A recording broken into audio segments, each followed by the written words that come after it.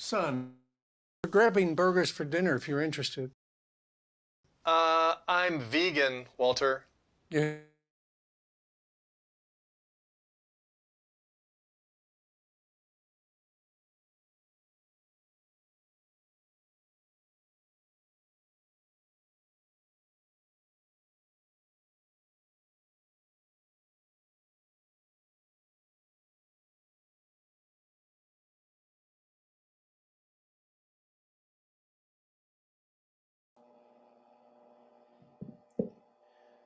Hare Krishna.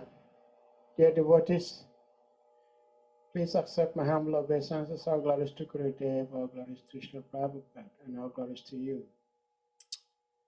Well, I was asked that there is going to be a second session, and here we are. Shriman Mahaprabhu, do you want to speak? You may start.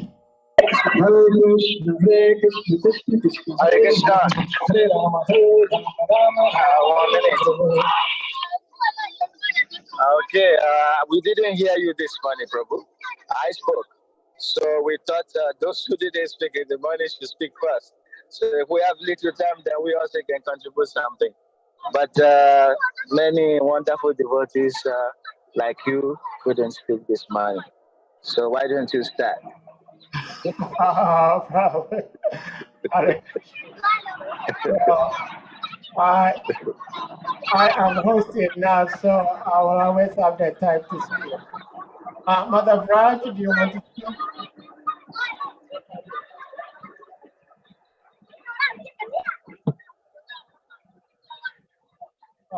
Salika, did you speak? Also, this morning, no mother spoke. So let us give, at least Okay. not so many people there. Let mother speak first, then we can speak also. Okay. All right. Mother Raj, do you have something to say?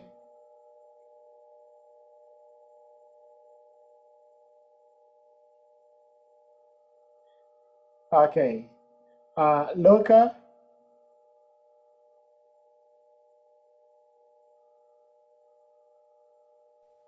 No. I know. Okay. So no compulsion. Well, all right. Well, I would like to share something. Namam Vishnu Padaya Krishna Prashtaya Bhutala Srimati Bhakti Tyota Swami Namine Namaste Krishna Padaya Prabhupada Tatmane Shri Gaura Karuna Shakti Bhakti Tita Namine Nama Om Vishnu Padaya Krishna Prashtaya Bhutale Srimati Bhakti Vedanta Swami Namine Namaste Saraswati Devi Gauravani Pracharine Nirvishesha Shunyavadi Pastitya Deshatarini Jaya Shri Krishna Chaitanya Prabhu Nityananda Shri Advaita Gadadhara Shri Vasadi Gaura Bhata Vrinda Hare Krishna Krishna Krishna Hare Hare Hare Rama Rama Rama Hare Hare Hare Krishna Krishna Krishna Hare Hare Hare Rama Rama Rama Hare Hare Hare Krishna Krishna Krishna Hare Hare Hare Rama Rama Rama Hare Hare. So today is the appearance day of His Holiness Bhaktivedanta Swami Maharaj.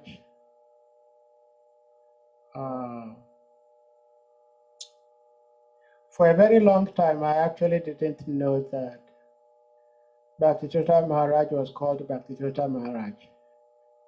All I knew was Srila Krishna Pad. That's all I knew, Srila Krishna Pad. Because that's how we used to call him, that's how we used to address him. And then after a very long time, about 2 or so years later, I knew that his real sannyas name is Bhaktivedanta Swami. Well, it's very interesting how the Vedic astrology works, because the Vedic astrology tends to use the moon in calculating days of birth as opposed to the sun.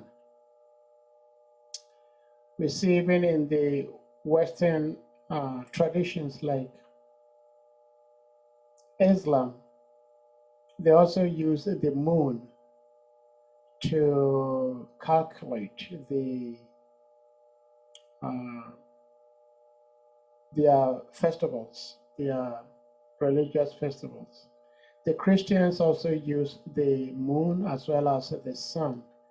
They use the moon for Easter, and then they use the sun for Christmas, which are two prominent festivals in Christianity. So about 2 weeks or so ago, we celebrated the appearance day of Bhaktivedanta Maharaj, but that was the Western calendar, which was February 25th. But the astrological Eastern calculation, the appearance day for 2022 falls on this day, March 10th. So today, disciples and well-wishers fast till noon. And then after noon, they break their fast. So it's still before noon, my time. It's probably after noon, most of you, for most of you. Well, there is so much to say about Bhaktivedanta Maharaj, and actually there is no end to what one may want to say. I do not have anything prepared, so I will just speak from my heart. Whatever comes to my mind, I will just say.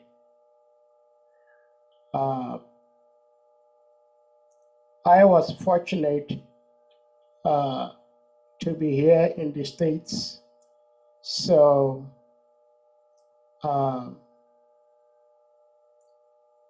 there were two different occasions where we visited Gurudev's material birthplace in Ohio, Cleveland, Ohio.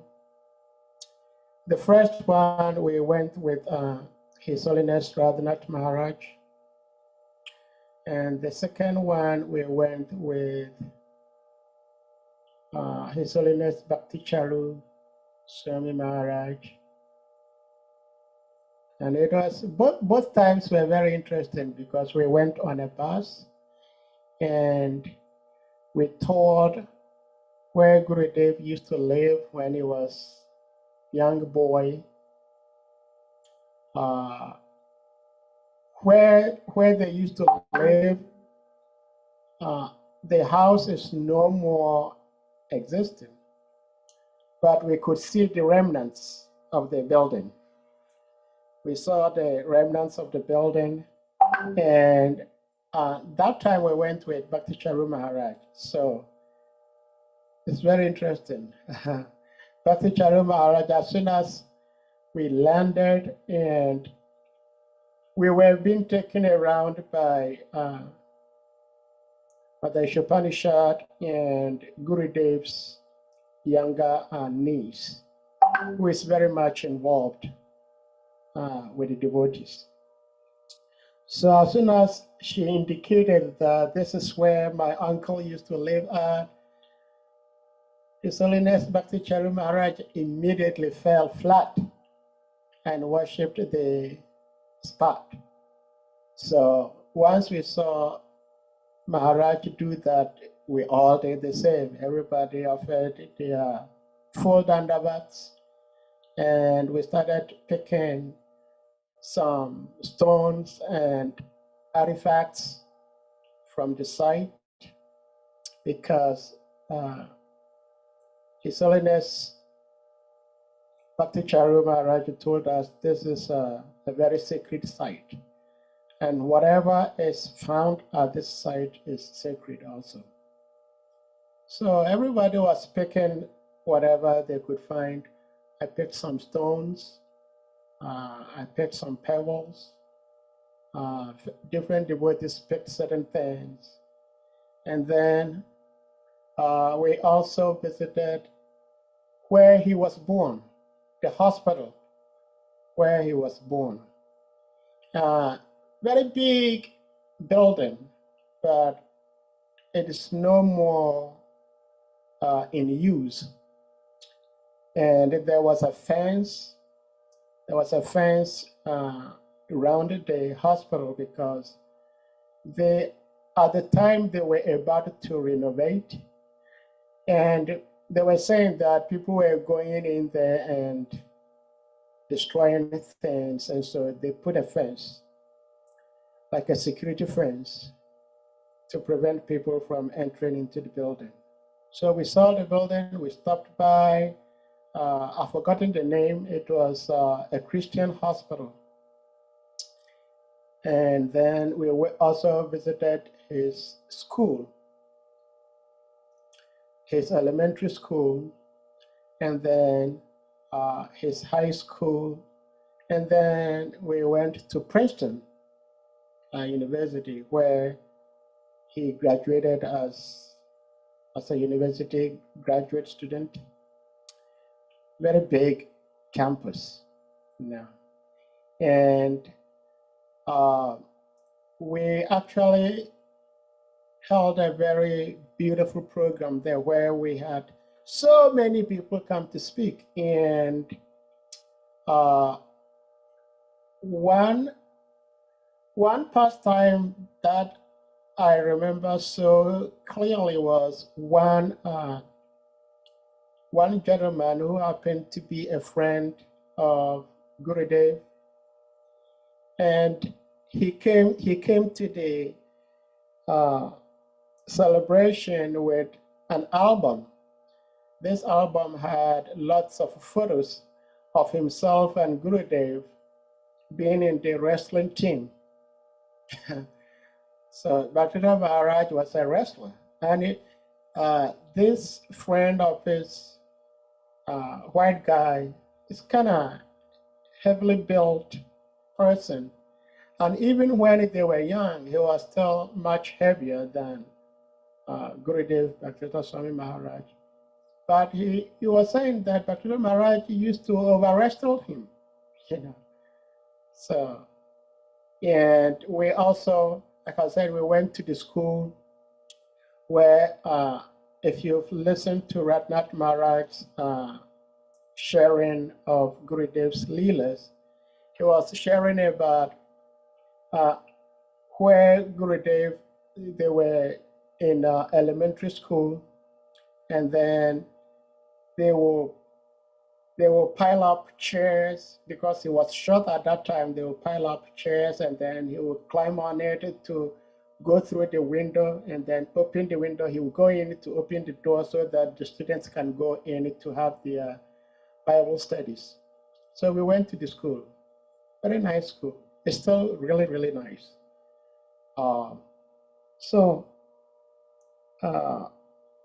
Well, when we first came to Giranagri, because unlike Africa, where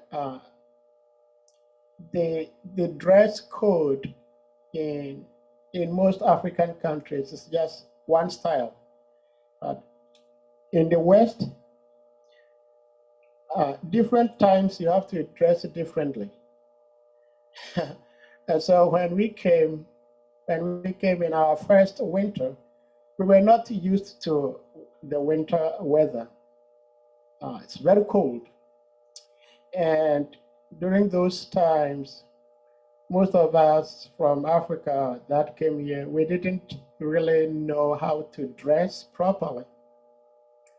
But as you live here for some time, you get to understand and you dress appropriately. So I remember I once visited Gurudev at the Institute House.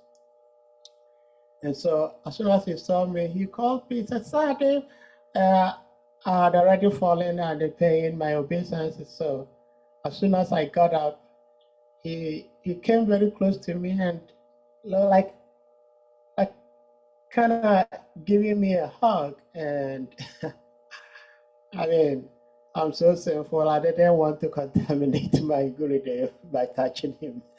Well, but he gave me a kind of hug, and I was folding my hands like this. And so he asked me, "How are you doing?" I said, "We are doing okay." He says, so he asked me, is your room warmed up?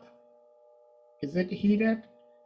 I said, "Yes, Gurudev." He said, "Oh, you guys are not used to this weather. Are you dressing appropriately?" I said, "Yes, Gurudev." Actually, I should say I lied to Gurudev because I wasn't dressing appropriately because I didn't understand how you have to put on different layers of clothes, That's why in the winter, when people take photograph and send it to people, you see these people looking like they have weight.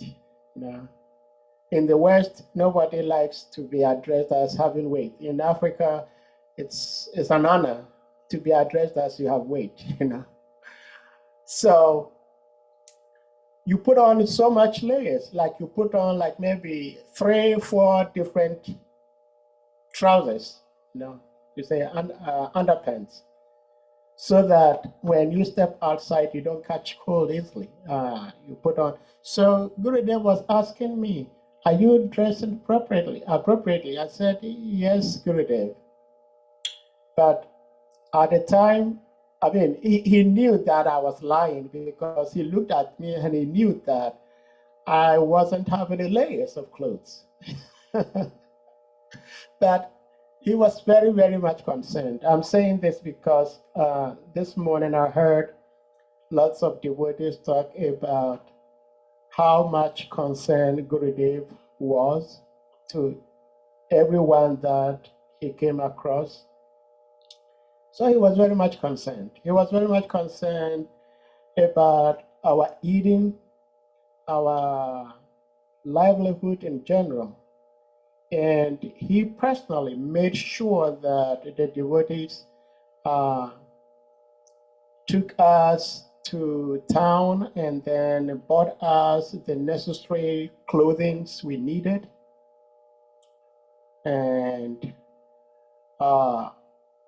just for the sake of the love people had and still have for Gurudev, when they got to know that Bhaktivinoda Maharaj's disciples from Africa were here, so many people we never knew before, and they never knew us. They were all buying stuff for us, and some buying stuff all the way from New York, from Chicago, from New Jersey, everywhere, Atlanta, everywhere, and sending us stuff, money, clothes, all because of the love of Gurudev, because they knew that Gurudev's disciples from West Africa are here. And so that is how much Gurudev had also been sharing with devotees here in the West, his pastimes and activities in West Africa. So they all wanted to come and see the West African devotees. So lots of devotees came, because when we came here, it was a festival time. It was a very big festival. Like so many devotees from all over the world, from Europe, from Australia, from South America, from Asia, India, all over the world. So oftentimes when there is such festivals, there are no representations from Africa. So this time there were lots of us. And so lots of them also came to see the African devotees. And Gurudev had also told the devotees that, okay, now the West African devotees are here, you're really going to taste what Kirtan is all about, So all the devotees wanted to be with us to see and also taste West African Kirtan. And by his grace, we were able to present them with West African Kirtan. And I must say that lots of them, if not all of them, really enjoyed our Kirtan. So I remember one time, that actually was our first New York Ratha Yatra, because that was the very time, the very year we were here. And we were in New York Ratha Yatra, and they had a very special stage for the chanters and the gurus. So Gurudev was on the stage. His Holiness Chandramali Maharaj was also there. But Chandramali Maharaj had met us in Gita Nagri before, so he saw how we chant and how we dance. So when we met in New York City, he dragged some of us, the ordinary, unknown West African devotees, onto the stage. And he was urging us to take over the stage. And we did what we could, we did what we could. So again, talking about Bhaktivinoda Maharaj. When I remember one time when we were in Ghana, I was fairly young and quite strong. And of course, Bhaktivinoda Maharaj, everybody knows, he loves to dance. And he dances, and never stops. So this is a very special lila that I tell this lila oftentimes. So probably it might not be new to all of you. but I love saying about this Leela, talking about this Leela. So Gurudev was sitting in his asana and he was chanting Jai Radha Madhava to give Bhagavad Gita class. And so he was chanting. After Jai Radha Madhava, then it went to Sri Krishna Chaitanya, went to Hare Krishna, and the response and the energy in the temple room was such that it was not an energy for speaking. It was an energy for dancing. So Maharaj got out of his asana, and the Bhagavad Gita class never happened. The whole thing started into Kirtan, and it ended into Kirtan. And it wasn't actually ending. So we danced, and in my crazy, mundane mind, I thought to myself, today I am going to dance squarely with Gurudev. And I'm going to dance with him till he gets tired and then stops dancing. That's how stupid I was. So I danced with him, I danced, and he was never stopping the dance. He kept dancing, up to the point, man, I'm sorry. I danced all the way. I said, no, I couldn't. I had to get out of the temple room to use the restroom. I used the restroom. All this while the kirtan was still going on. I came back. I used the restroom, took shower, tied my dhoti bag, went back to the temple room to join the kirtan again, and the kirtan was still going on and Gurudev was still dancing. So from 7 p.m. to like 10 p.m. kirtan throughout, and he never got tired. And one thing Bhaktivedanta Maharaj used to do when he visits West Africa, especially Ghana, that's what I can say much because that's where I was based at, was that every Mangarati he will offer the arti, and then we do the kirtan. And there was one time he was offering the arti, and he was controlling himself. He was trying as much as he can to control himself not to laugh, because when you're offering arti, you have to be very focused and very serious. But we had one very special devotee called Chaitanya Mahaprabhu. And he had a very special way of chanting, leading kirtan. And the way he lead kirtan is out of this world because it's so unique. Nobody else leads kirtan like he does. So the way he was leading the kirtan was so transcendentally funny. So Gurudev was offered the arti to the deities, and then he would turn to look at the devotees. And then this devotee, Chaitanya Mahaprabhu, he was also so absorbed in leading his kirtan. But it was so funny that Gurudev had to, at some point, put the paraphernalia down just to laugh. And that caused some of us to also laugh, even though we were in the kirtan where we are supposed to be chanted. But this Chaitanya Mahaprabhu, those of you who know him, you know how he chants. He chants like in spirits, like it says, Samsara Dava Nalalida Loka. He would chant like Samsara Dava Nalalida. Very interesting and very funny too. But he made Gurudev laugh when he was offering Arti, you know. And well, there is so much to talk about. There was a time Gurudev was leading kirtan in Gita Nagri here, and he was dancing, dancing, dancing.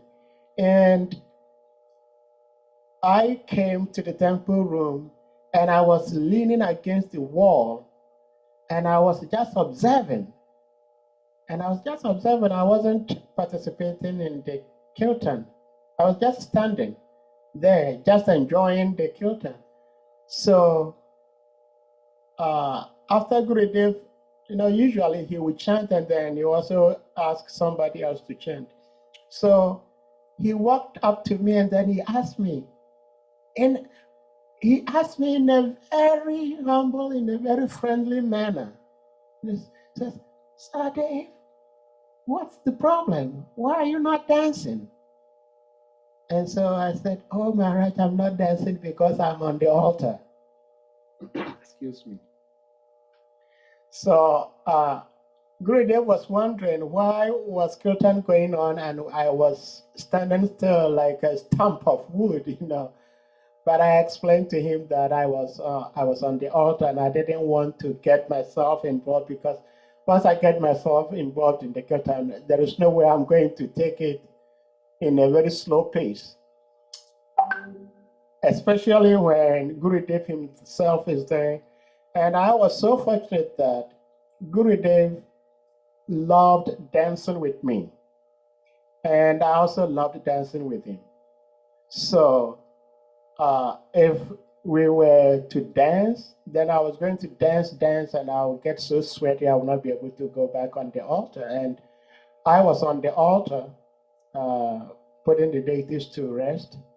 And so I explained to him, but that is how much concerned and attentive he was. You know, even though he may be doing one thing, but he's also paying attention to so many things around him.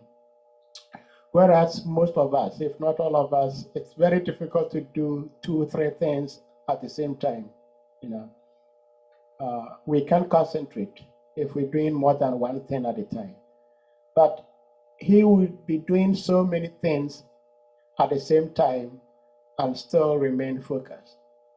So I would like to pause here. I said pause because I'll have so much else to say, but I will pause here and then give room for others to speak. Hare Krishna. So let me see. Kavikanapur Prabhu, do you want to share? Hare Krishna Babu, I'm driving. Oh, you're driving. Oh, okay. Hare Krishna. Hare Krishna Babu. Hare Krishna. Thank you. Thank you. I will. Light upon a light.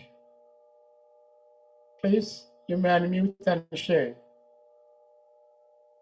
I don't know light upon light, but light upon light is very interesting. That's a Hare very Krishna. Hare No Krishna. problem. Hare Krishna. It's Ola Dimeji. Who is this? Ola Dimeji. Oh, Oladimeji. Oh, beautiful. Oladimeji. Oh, Hare Krishna. Light Hare up. Krishna Prabhu. Yeah, please share. If you want to share, please. Yes, I actually don't have much to say, but the little I've heard about Maharaj is that when I was probably younger, I was fortunate to see him face to face when he visited the one Sufi organization in Nigeria, Ibadan then. So I was a member of the organization, and the leader of the Sufi Center invited him. Was fortunate to invited him for a program, and he came, and he spoke about how to improve on our devotional service. I think that lecture was about 1 hour, which was intense, and that was the first time I encountered him, and it was so magnificent because a lot of devotees followed him down. They chanted, with the drums and all that. It was highly spiritual. So apart from that, secondly was before my mom died, I used to see her to read uh, uh, Maharaj's book. Then I would see her read Beggar 1, Beggar 2. I was like, what's so interesting about this book that you read? I've seen you read the 1 and now you are holding 2. Then you are telling me you still have 3 and 4. It's like, also up till today, I'm still looking for the series to read as well, to also take shelter and also, Yeah. take knowledge from his writing. I still have this, few books here with me that I just bought. Yeah. But if I can still see where I can get most of his book here in Nigeria, I wouldn't mind. So that's the little I can say about him. And I was part of the first program the session we had in the morning, and it was so marvelous to hear a lot of things. And it's very, very unfortunate that we are missing someone like him, so auspicious and highly spiritual person. So that's the little I can say about him. Well, thank you so much. That was not little. Well, because in spiritual life, no level is small. Even if something, the surface or whatever appears to be little, is really huge. What you shared is really huge. Thank you for sharing. Yeah. So, Shrimara, Prabhu, do you want to speak or speak? Yes, yes. Okay, Prabhu, Yeah. go ahead. Please tolerate the noise. I will soon be at our restaurant where I will park. I will be there just in a second, few seconds. Okay. But I just want to take a cue from, Gurudev's books. Okay. Gurudev's books. When I got to Togo here, and there was no temple. Yeah. So I used to go visit the Indian temple. And when I got there, then the lady who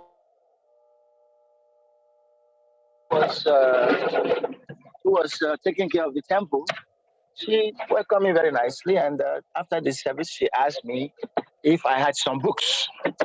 So naturally, I thought, she wanted Bhagavad Gita or something like that. So I said, yeah, maybe, but not quite. Then she said, no, I want Swami Krishnapa's book.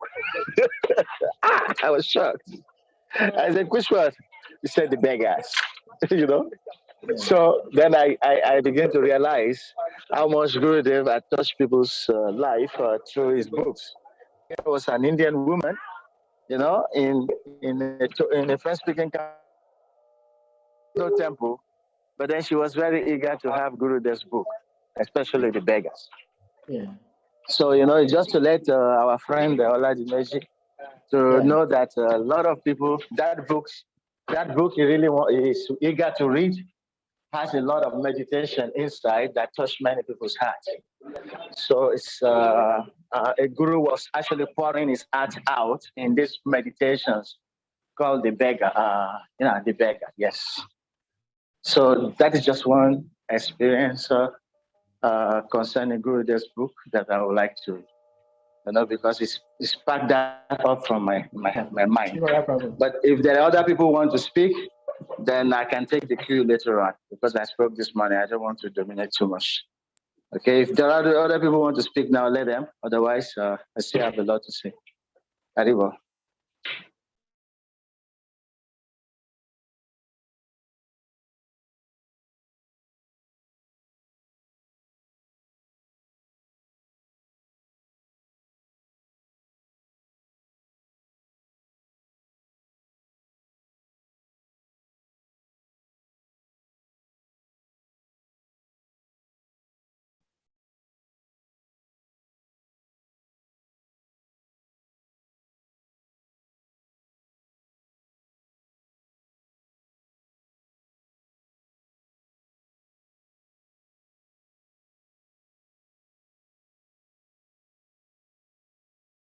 I think Prabhu Sadik is off. Yeah, I think yes, he went the network took him out.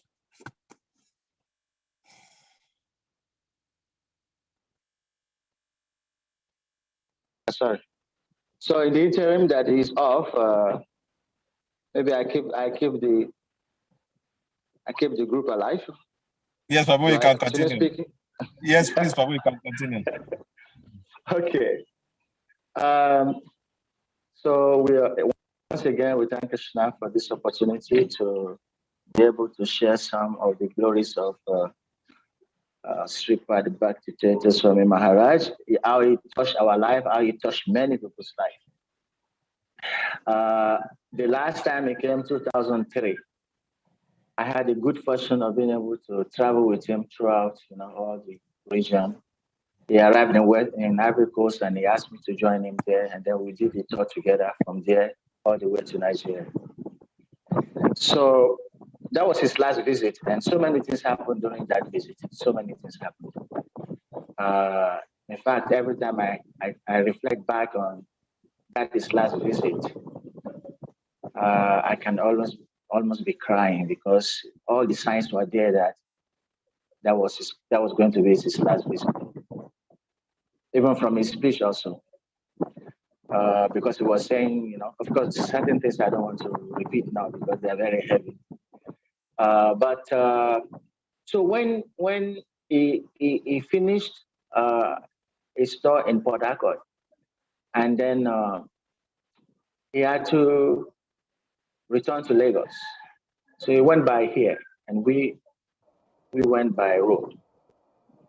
So anyway, by the time we got to Lagos, we found out that he had received the message that he should come to UK soon because there's some program waiting for him. So he had to cancel all the other programs they had waiting in Nigeria. He was supposed to go to the north. So he canceled his program, and then he went, on his way on to UK. Now, the programs he canceled, he delegated me to go and represent him. So I went to Jos and Kaduna. And of course, there were some programs in Lagos also where I also represented him.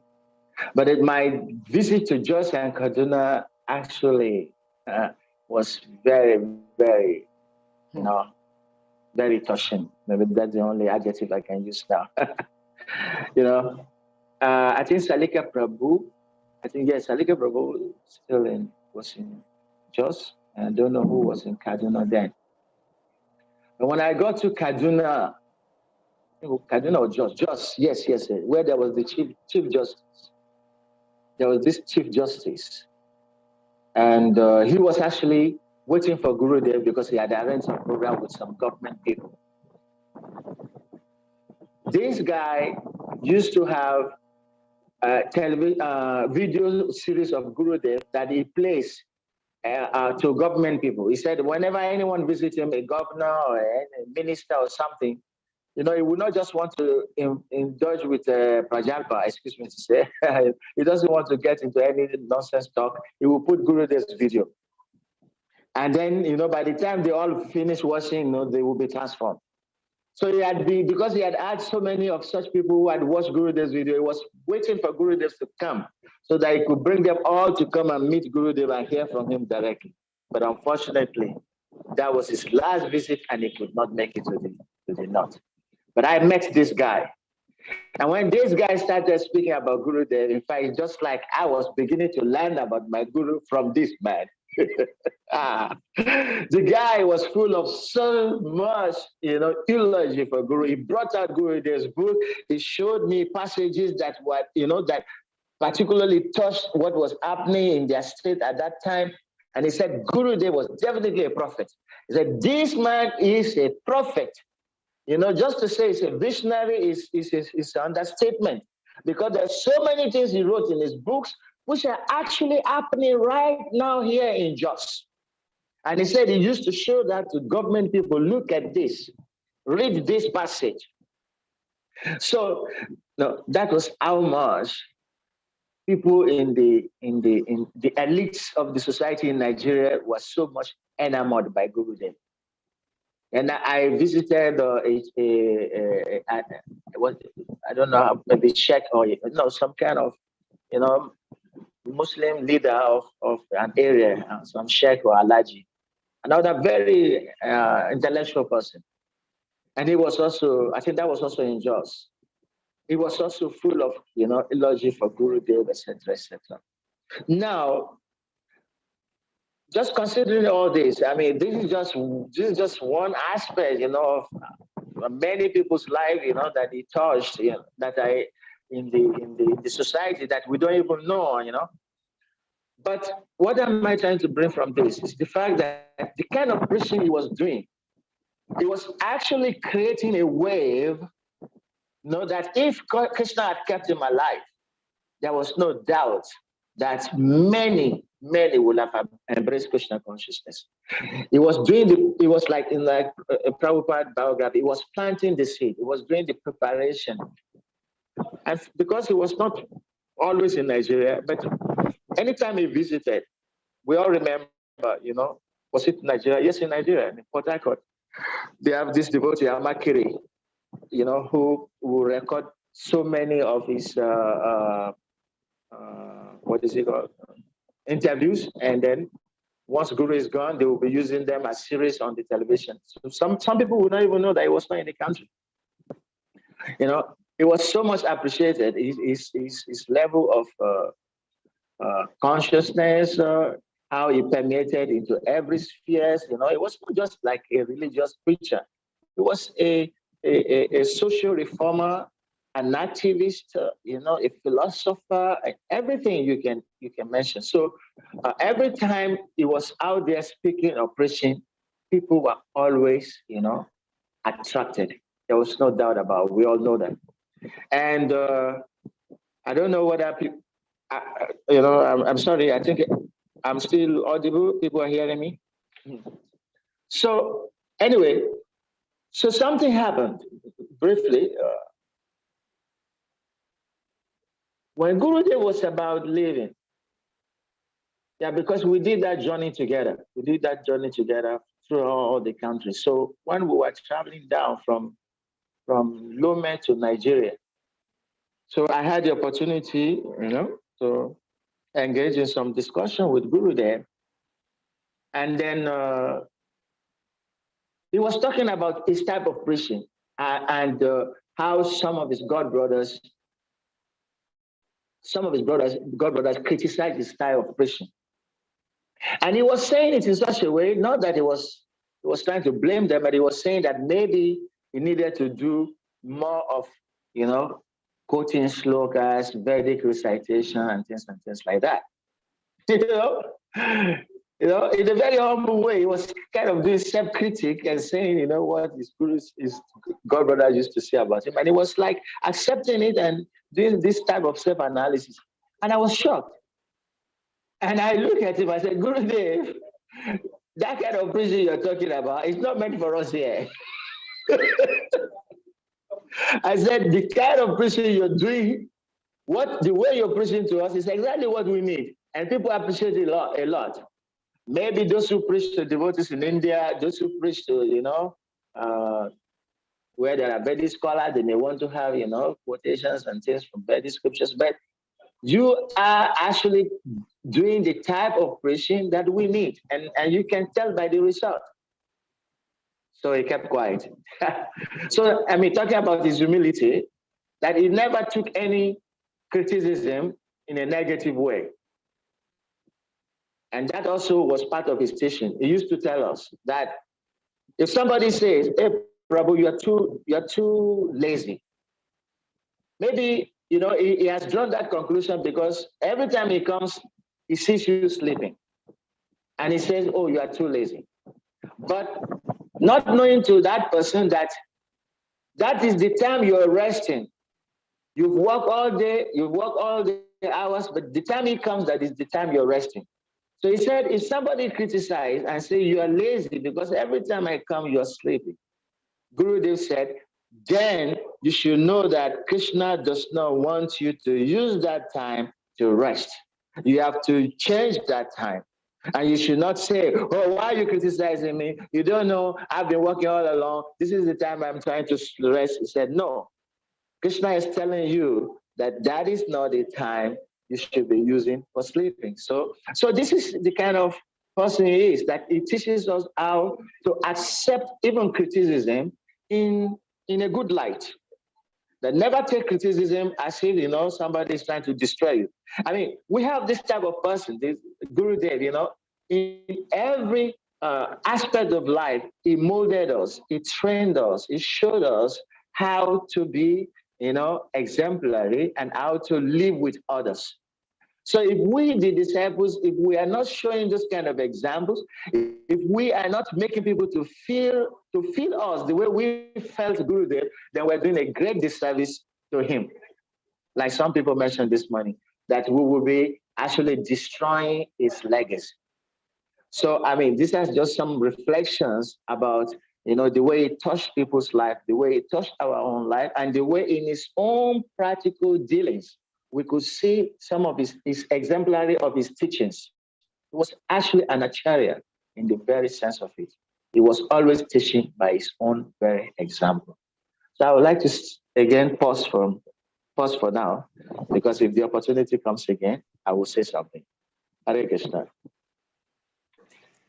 Hare Krishna, thank you so much. Yeah, Srimad Prabhu. Opportunity comes, I'll speak again. Yeah, I took over because we lost you.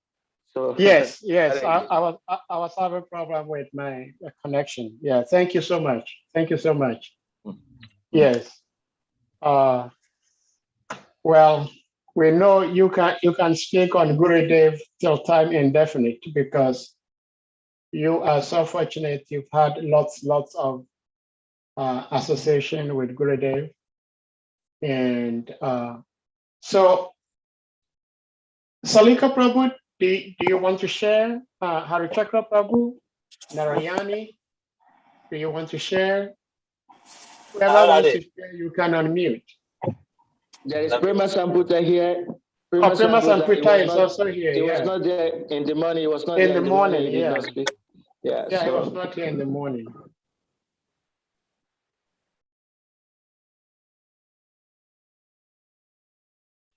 And Kavi, I think he has stopped driving now. It's munching. No problem. No problem. Already Did you pull over? Yes, he stopped. He has stopped driving now. Yes. Yeah. If you want me to say something, I will say something. Okay. Okay, Prabhu, thank you very much. Hare Krishna. Yeah.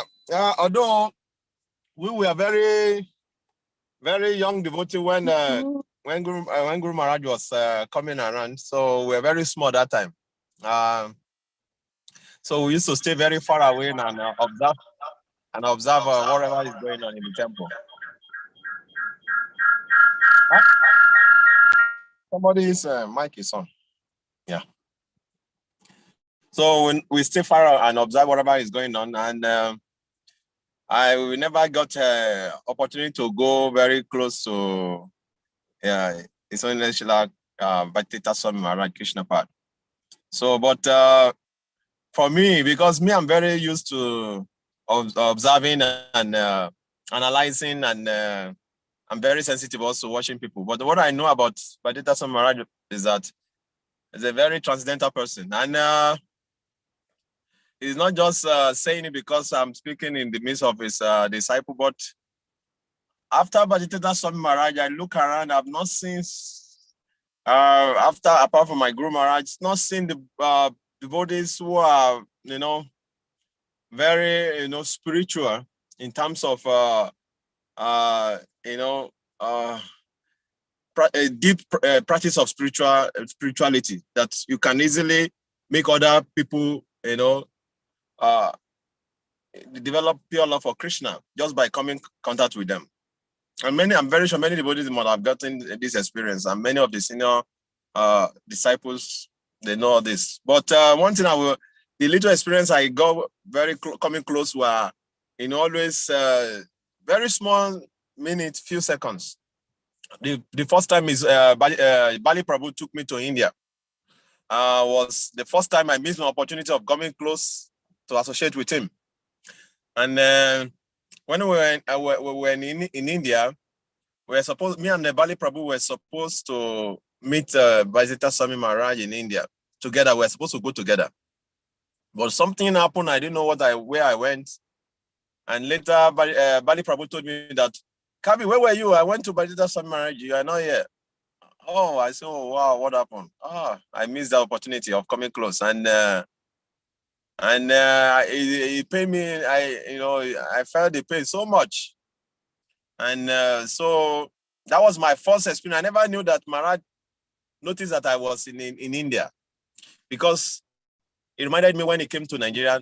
Immediately after that, he came to Nigeria.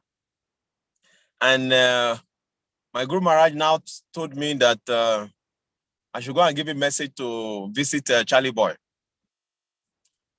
So when I went to Maharaj, I went to his room upstairs. He was chanting. He was walking in his room and he was chanting. So I paid my obeisances. And I said, Maharaj, my Guru Maharaj said you should try and visit Charlie Boy. He said, okay, no problem.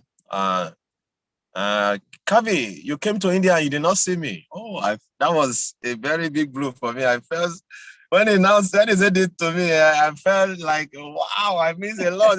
Like, what was that? I missed the opportunity of coming close, So he said, Kavi, you came to India, you didn't see me. Why? What happened? So I'm very sorry, Maharaj. I don't know what happened. Something happened. I'm sorry, Maharaj.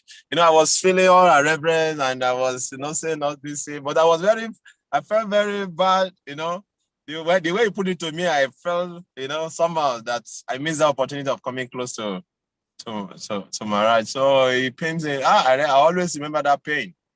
And also, whenever Maharaj is speaking, I'm very, very attentive in his lecture. And I remember when he came, he was in Lagos, and when he was speaking on the Vyasapuja, you can feel that he's crying, that his leaders are not living to the standard. They are not following his instruction, and they are not really living and following his footsteps. That's what I will use, because everybody knows about Tita Samaraj. Everybody have been talking about him also, how he's exemplary. But he is always disappointed that none of his the disciples that time who are leadership are living up to that standard. They always felt that.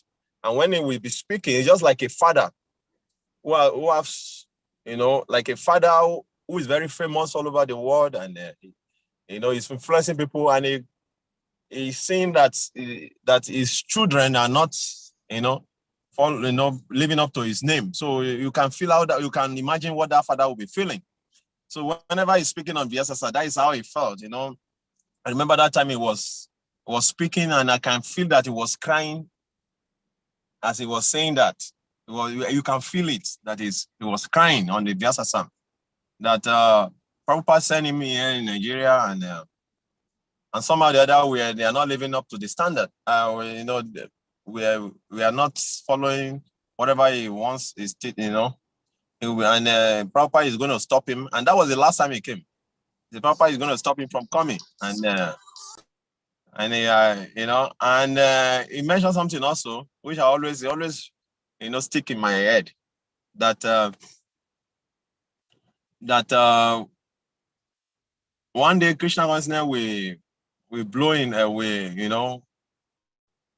we blow in Nigeria, and his only pain is that the only pain he's feeling is that he's not seeing many of the leaders who are struggling to keep it now. He doesn't know how many of them will be there to enjoy it. He was always in this mood. So I didn't have so much close relationship, but this little relationship I had with him was always impressed in my mind, and I really appreciate that. And I remember one time, or the time also I went to India that time, and I wrote him that, Maharaj, please, I want you to be my Shisha Guru. And he replied me. He said, I'm all right. Automatically, your official guru. You are black and black, so why do you need to? So it's like, why do you need to say you have to be? So I really appreciate my Tita Samara. I don't losing Mara leaving the planet, put a very big all in the ISKCON world itself, not only in West Africa, in the ISKCON world, because all the devotee can feel so much of his love. The love is so pure and so contagious, and you can feel it in his smile and everything he does, So that is one very wonderful, and we always miss him because he's irreplaceable in his ISKCON world, and people like us who have not gotten intimate association, I think we can get that in his books. I have his the beggar audio format. I always listen most of the time. You can feel his purity and everything, his realization in all those his books. So we always miss Maharaj. Nobody can replace his position in our spiritual life. Hare Krishna. I will stop here. Hare Krishna. Thank you so much, Kavikarnapur Prabhu. See, you were almost hiding this nectar away from us. Thank you so much. Shri Prem from Samputa, do you want to share? Hare Krishna. Hare Krishna. Good to see you, brother. Hi, Tata. Nice to meet you too. Hare Krishna. Krishna Hare Krishna Krishna Bhakti Swami Namaste Krishna Prabhupada Igor Gana Shakti Bhakti Cheta Swami. Yeah, thank you so much. My reverence to you, Hari Chakra, Shma Varaha Prabhu, my dear sister Loka, God brothers and sisters, and everyone available. Yeah, I missed the morning because I was at work having huge design for some song. Yeah, I don't know where to start and where to stop. Gurudev, as a second generation growing up, seeing you all, one thing that it's been buried deep in my heart is how Gurudev can affect the lives of people through kirtan. When I was a kid, sometime when he speaks with this American accent, I was having a deep problem trying to grasp. Come on, what is he talking about? So yeah, it was really hard for me. It was later on when I read the book, then I could feel the presence of Gurudev more than when he was physically present. I could only feel him when he was physically present through the kirtan raps. When following all the seniors going around with some Harinam programs in town, in the town hall, how he could affect the lives of people just within one click was so amazing. And even here in the Balkan, Eastern Europe, this legacy is still so strange and beautiful over here. You see so many people who are not his direct disciples. They're organizing seminars with Gurudev's books. As I'm speaking now, there's a seminar ongoing already in town, the Bhakti Yoga Center, where Sudananda Prabhu, some of the early disciples here in Croatia who were there, who hosted Gurudev when Gurudev came here. I think Gurudev was in the early GBC over here also. So that the way he has affected the lives of so many people is so amazing. And this is one thing which inspired me so much, that he gives everything, anything that he do, he just gives all his best. I saw one day His Grace, my God brother, Shima Vara Prabhu, how he picks some beautiful, energy from Gurudev. He has the power when he speaks to change people, make them devotee. I watch all of you, all these beautiful seniors, how you individually have so many wonderful, beautiful qualities of Gurudev.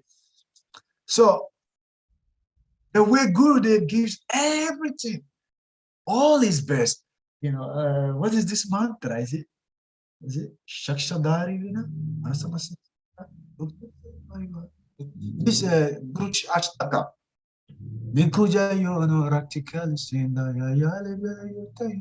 don't know which verse that the guru, they are the best people, Like the sixth one. The sixth one, thank you. Yeah. So you see the mood, Gurudev put everything in the lecture, in the kirtan.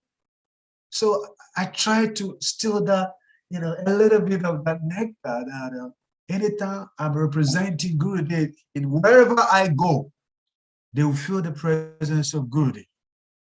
And this have been my guru-disciple relationship strength, that wherever I go, when I pump the harmonica, the accordion, the only thing that comes to my mind is the lotus feet of Sri Gurudev. And this has been my secret, keeping me for 8 hours and hours, and I don't get tired because of the mercy of Sri Gurudev. And it's so sad that physically Gurudev it's not available, but so having memories of all wonderful senior Vaishnavas alone is enough, to keep us, going and going and going and going.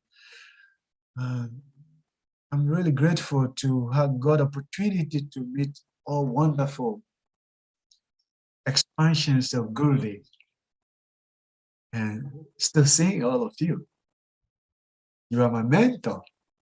Sahadev, look at my dear sister, Shima Bhara Prabhu, Hari Chakra. Oh, you people really shook the temple room, Kiba Jayo ends with, I saw Gurudev start kirtan, and the kirtan start, from she I think one Guru, she Guru Sundarati. And it started and we ended at 10 p.m. And there was no strength anymore. The only thing was just to go and shower and sleep. And, this really, shook me. I was like, what is happening? Like, what is happening? I don't know where he got his strength from. Oh, don't you always get, and I see how sometimes you rush and brought another kuta, how do you call it? It's another kuta? It was so wet that always we have to change it. And this was so beautiful. This was so beautiful of Gurudev, that it always comes fresh. Hardly you see, people in his call, especially I'm sorry, gurus, putting in all energy towards the old traditional type. But Gurudev changed this whole perception, and now it's beautiful. Even people, gurus who don't like to dance, they are forced to dance. And this thing is taken up over here. He said, hey, where is Bhakti Theatre Samaraj? When there's a Ratha Yatra in Croatia, opa, this is one of the beautiful memories, So you can see one of my background in the picture over here is holding the Chandramuli Swami Maharaj is there. He said, hey, you Prema, come here. This is the time, represent Gurudev. Let's do it. He'll be just jumping, dancing. Then he'll be forcing me to dance. That's about that. I'm not Gurudev. Gurudev, memory is really stuck deep in the heart of so many souls over here. Even people who are not devotees by word, ISKCON members, and have got the opportunity to get in touch with Gurudev's books. Oh my God. It's like, Have you ever met that man? A Bhakti Tirtha Swami? I said, come on, I'm a disciple. Seen him from childhood. What? You saw him? Mhm. Anytime I'm reading the book, I feel like he's just beside me. Okay. We are just feeling it. We felt it. So it was a great opportunity, to such a wonderful father, despite not living up to expectation. But in the little way that we do, we still always try our best to present Guru Dev in the best way when we hold the accordion. And we make people to feel that Guru Dev is right. On that note, Kripa Sindhi Vivecha Patitanam Pavanebhyo Vaishnavebhyo Namo Namaha. Thank you so much, Shri Prema Samputa. Hare Krishna. Hare Krishna. I mean, I recall one time when Bhaktivedanta Maharaj and His Holiness Chandramali Maharaj both were in the temple room, Gita Nagri. Okay. And man, I think that was like my second time. Okay. I was dancing with His Holiness Chandramali Maharaj. Okay. And you see, even the experience I had with Guru Dev when I was dancing with him in mid-year in that wooden temple room, I didn't learn my lesson. When I saw Chandramali Maharaj, I said, "No, this is kind of Yeah. an old man. I think Yeah. I can dance and really defeat this." I danced and he defeated. My goodness, Chandramali Maharaj. So Chandramali Maharaj and Bhaktivedanta Maharaj, they kept dancing. Oh my God. Yeah. He has so much strength. Yeah, Chanamul yeah. Maharaj. Oof. I attended a Ratha Yatra in New Jersey, and Gurudev led the altar. In Yeah. the end, he danced his kulta, his dhoti, chada, everything Yeah. completely drenched. And within the next 30 minutes, I saw him again, and he was a completely different person. He had gone, I don't know wherever he went to, and he has dressed in the beautiful dhoti. And he was sitting, taking questions. You know how we have different booths, Okay. So he was sitting in one booth, people were going in and ask questions, and so him there. So I went and I was shocked. How did this happen? This was the very person I saw the few minutes. He was all drenched in sweat, and now he is. And this reminds me one time when he came to Ghana. Fortunate enough, I had to and Kulta and Chada. But the Chada was like a square instead of rectangular. Chada you should have like length and then the width. Yeah. But this Chada, I tried to figure out where is the length and where is the width. Uh-huh. And so, when you iron, there's going to be creases, So when I was ironing, I was imagining this is the length. So he would tie it behind him here and then it will fall like this. So the line should go straight like this. I don't want the line to go this way.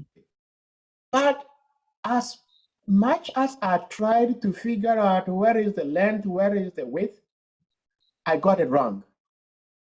And so after I had ironed and sent it to him, and unfortunately for me, that was the very dhoti he was putting on that same time. He called me, Sahadev, and he didn't speak. he just pointed to his chadar.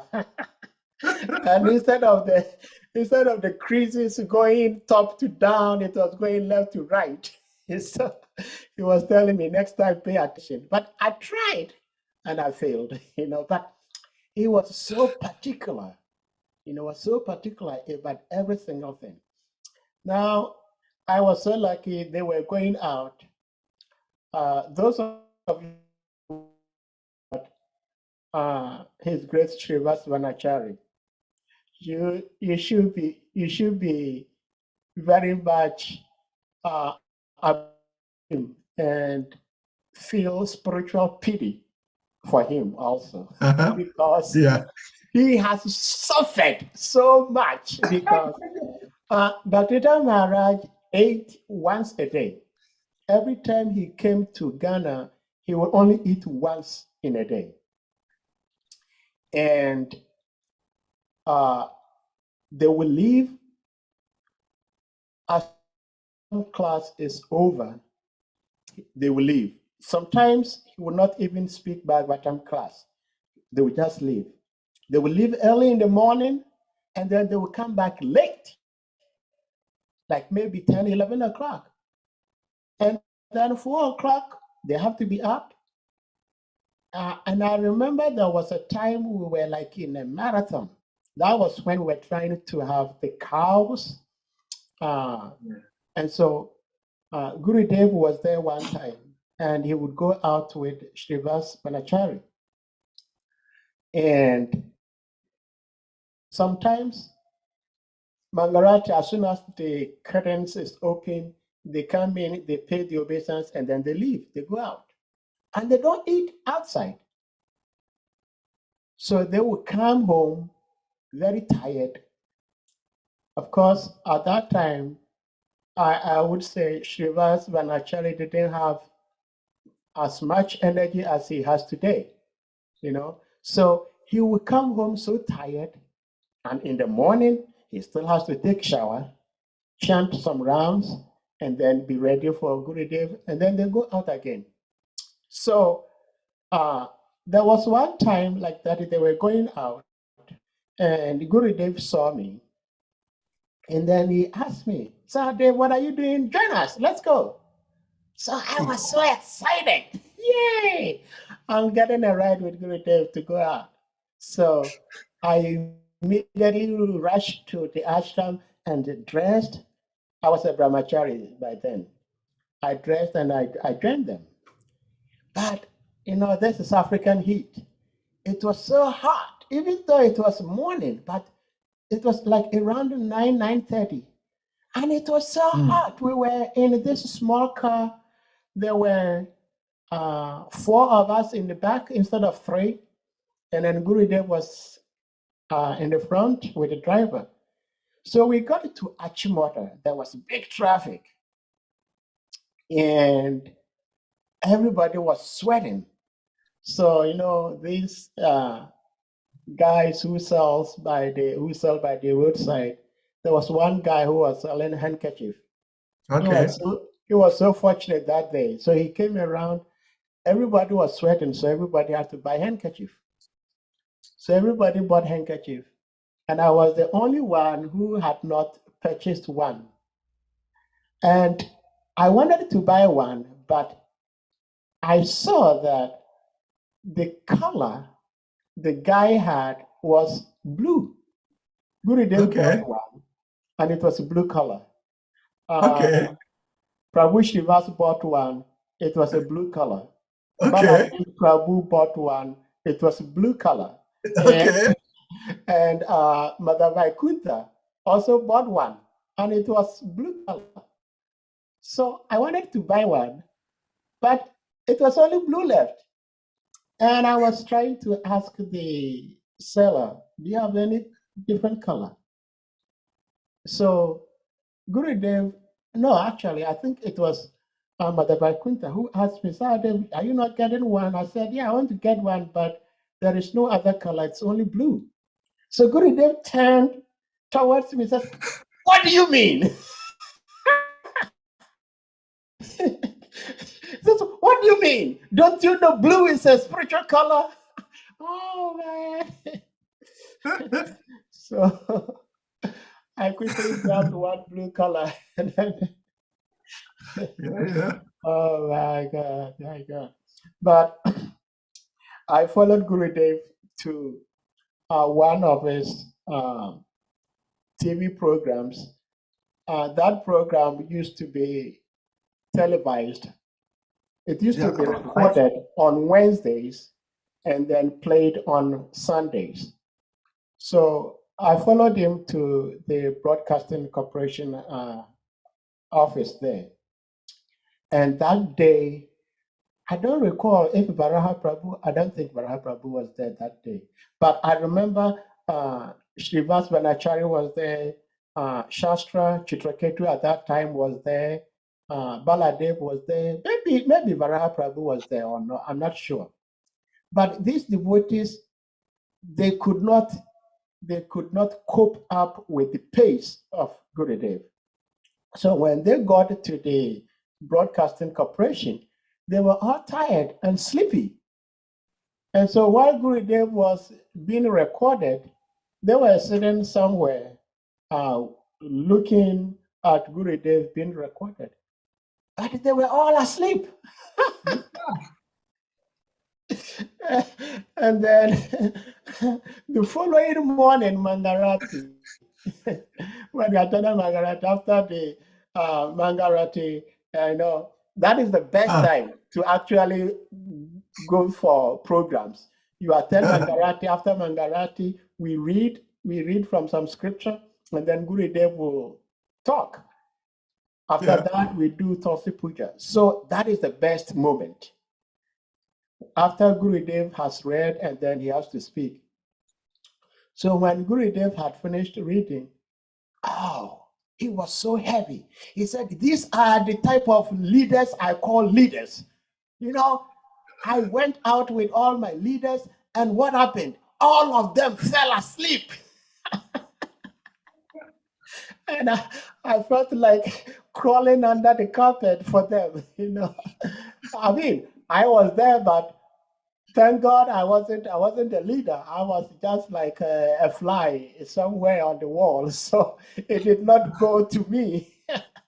And of course, because I wasn't as tired as they were, I wasn't asleep.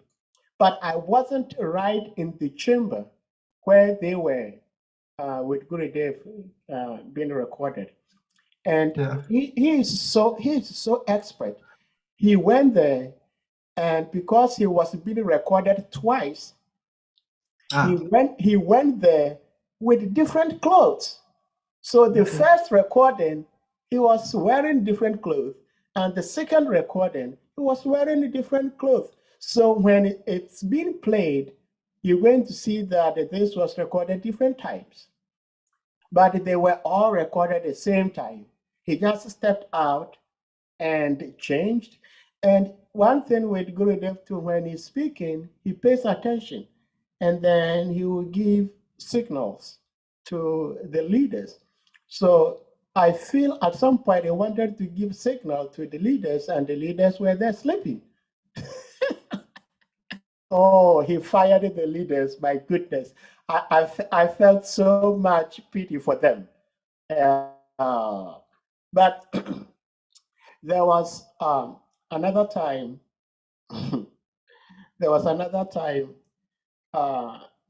this was at Obuasi. We had gone for Food for Life distribution, and we formed a queue. When we got to the spot, we were chanting and dancing, and of course, he was there dancing with us. But at some point, I became so absorbed that I wasn't thinking of Gurudev at that time. I was just absorbed in the chanting. Then it got to a point, it dawned on me, wow, Gurudev was here, I can't find him. Where is he at? But I was dancing, and then, I don't know, but I felt some energy. So I decided to turn while I was dancing, to turn around to try to figure out what the energy was. And when I turned around, I saw Gurudev was behind me and he was just imitating my steps. So I stopped dancing. I said, no, Gurudev, you can't imitate me. I have to imitate your dance. And then when I stopped dancing, he kind of egged me on. He says, at that time I was Dr. Smith. He says, no, Dr. Smith, dance, dance, dance. No, I was reading Srimad Bhagavatam, and I came across one place where Madhavendra Puri, the spiritual master of Lord Chaitanya's spiritual master Ishwara Puri, he was praying to Krishna. He says, oh, Krishna, when will that be? When will that day be when I will be finding you, and then you will directly tell me, don't find me this way, find me this way. So when I read that, and I was thinking to myself, I used to be kind of jealous of Govinda Prabhu, my senior god brother, because whenever Dave came to Ghana, he was like the personal servant. You know, he loved his service, and he was so greedy, so selfish, that he made sure that he was the only person doing that service. He was the only one watching Gurudev's devotees.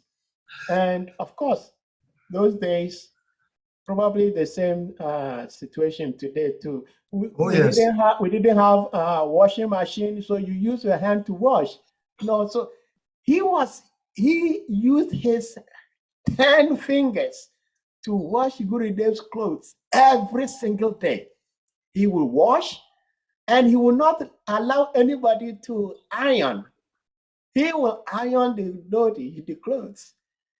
He would dry them, dry them, iron them, fold them, give to Gurudev, and he will also have the opportunity to go massage Gurudev at night. So when I read this prayer of Madhavendra Puri, I also was praying. I said, when will that day come when I will be fanning Gurudev, and Gurudev will tell me, Dr. Smith, no, don't fan me this way, fan me that way. And I also prayed that same moment that when will I have the opportunity to also give Gurudev a massage at night before he goes to sleep? So when I prayed this way, the following year, when Gurudev came, you know, African heat, Gurudev was in his asana giving, chanting Jairada Madhava, and I was fanning him. I loved fanning Gurudev. That was my most favorite service. So I was fanning Gurudev, fanning him, and I was using the peacock feather, you know. So I was fanning him. Sorry, I wasn't using the peacock. I was using the whisk. Yeah, I was using the chamara. I was using the whisk. So while I was fanning him, Gurudev signaled to me to get closer. So when I got closer to him, he pointed something in the temple room. You know, we were in the wooden structure. It was a small place. So where he was sitting, he could also, it was very close to the altar, the temple room, so the altar. So he pointed at the altar, and then he signaled to something. He said, use that fan instead. You know, and we had a straw fan. Because it was so hot, the straw fan will blow much air than the chamara, than the whisk. Okay. So when I went and grabbed the straw fan, just as I was about to start fanning him, I remembered, I said, yes, this is the prayer that has been answered. You know, I prayed to Guru, I said, please let me fan you. And then you tell me, no, my dear Sahdev, sorry, Dr. Smith, I don't want you to fan me this way, fan me that way. And it happened. And then I think The following day, Srivas Prabhu called me and says, Dr. Smith, well, today, Gurudev wants you to massage him.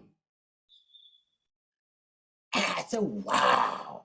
And I was going to do the massage with Ram Prabhu, Ramanuja. Ramanuja Prabhu. So this is my first time. I don't have the experience. So Prabhu Ram, he's been doing it. So I was going in with him, and so he would guide me what to do. So we got to the living room, Gurudev's ashram. And Prabhu Ram, whom I was following, also didn't know what to do. No, Gurudev, his energy, you can't, I don't know how to describe it well. So when we got to the living room, I was expecting that Prabhu Ram will call or knock on the door, and then Gurudev would say, okay, oh, come in or whatever. We got to the living room and we just sat there. And I was asking Prabhu Ram, I said, what are we doing? He says, shut up. Well, a junior devotee, senior devotee is telling me to keep quiet. He says, keep quiet. He says, you, Dr. Smith, you like to talk too much. And then we were there for like about 3-5 minutes. And then we heard Gurudev call out, says, Dr. Smith. And I said, Gurudev. And Prabhu Ram did this. So I thought, no, that is not how I was supposed to have responded to Gurudev. So we were still sitting in the living room. And then Gurudev called again, Dr. Smith. And then this time, instead of saying Gurudev, I said, Shri Krishna Pad. Okay. Okay. And we were still sitting. We didn't know what to do. And then finally he said, Ramanuja. And then Prabhu Ram responded, Shri Gurudev. And then he opened the door. And then we went in. We went in, we offered our obeisances, and then he gave me Gurudev's left foot, and then he, Prabhu Ram, took Gurudev's right foot, and we started massaging. And I was watching how Prabhu Ram was massaging so that I would do the same. Okay. So I felt like the way Prabhu Ram was doing it was very gentle. Okay. So I was also doing it so gentle. And then Gurudev mentioned my name. He called my name. He says, Dr. Smith. I said, Gurudev. He says, massage. You have to massage. And I started to put in some pressure, because I was looking up to what Prabhu Ram was doing and looking at how he was maneuvering his hands, so gentle, so soft. And so I was also doing so gentle, so soft. But Gurudev wanted me to do it kind of a little harder, stronger. So I did that. And just as I was doing that, I again remembered the prayer I had prayed for, that opportunity to also give a massage to Gurudev. And the prayer was answered also. No. So Oh, praise. Gurudev is so merciful, so merciful. Yeah. Oh, praise. Any sharing? Yeah, you're lucky. You got opportunity to get a massage. That's one thing I miss so much. Now as a world title holder in massage therapy, and I cannot get that opportunity. Well, I for a transcendental massage.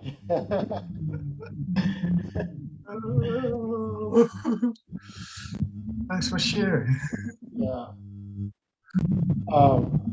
Narayani Devi, do you want to share? We want to hear from our Mataji also.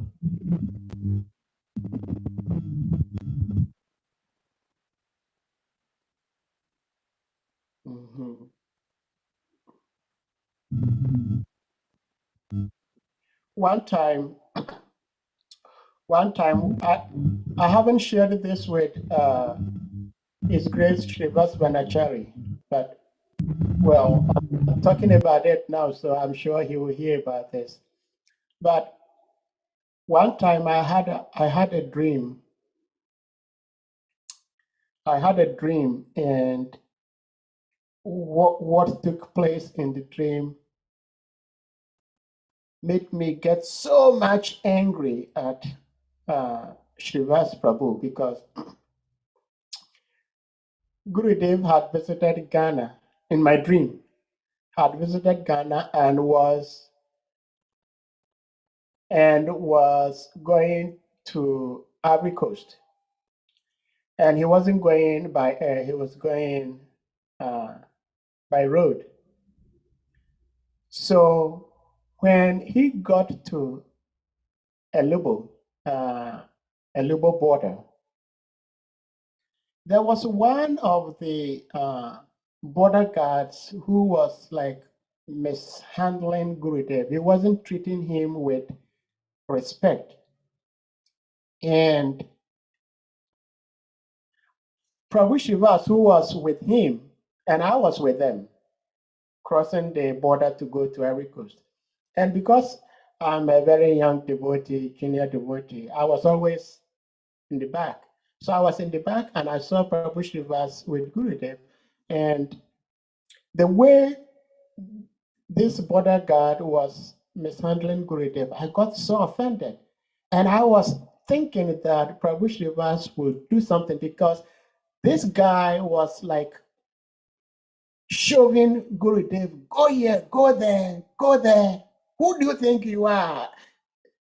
Lots of crazy things this guy was saying. And Prabhu Srivas was so humble and was just looking on.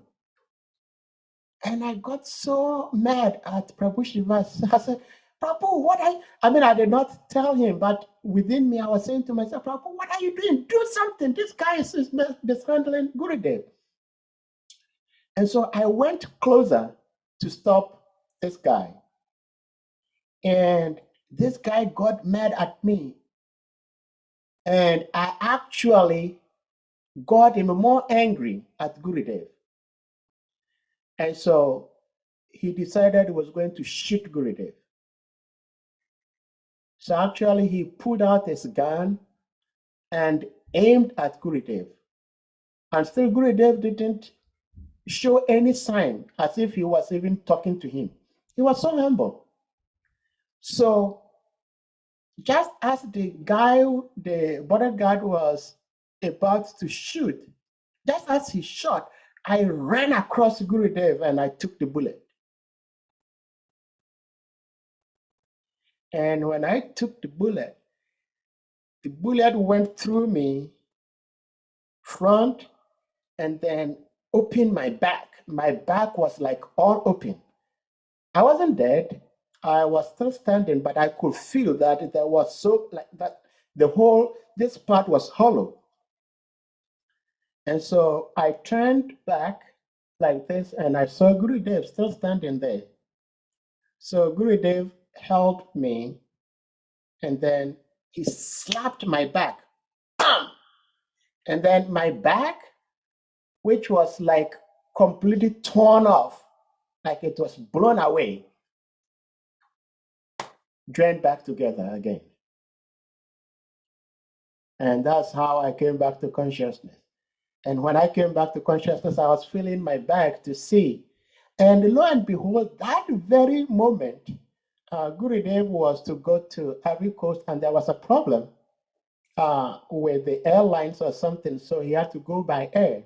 But thank God, nothing like that actually happened in real life.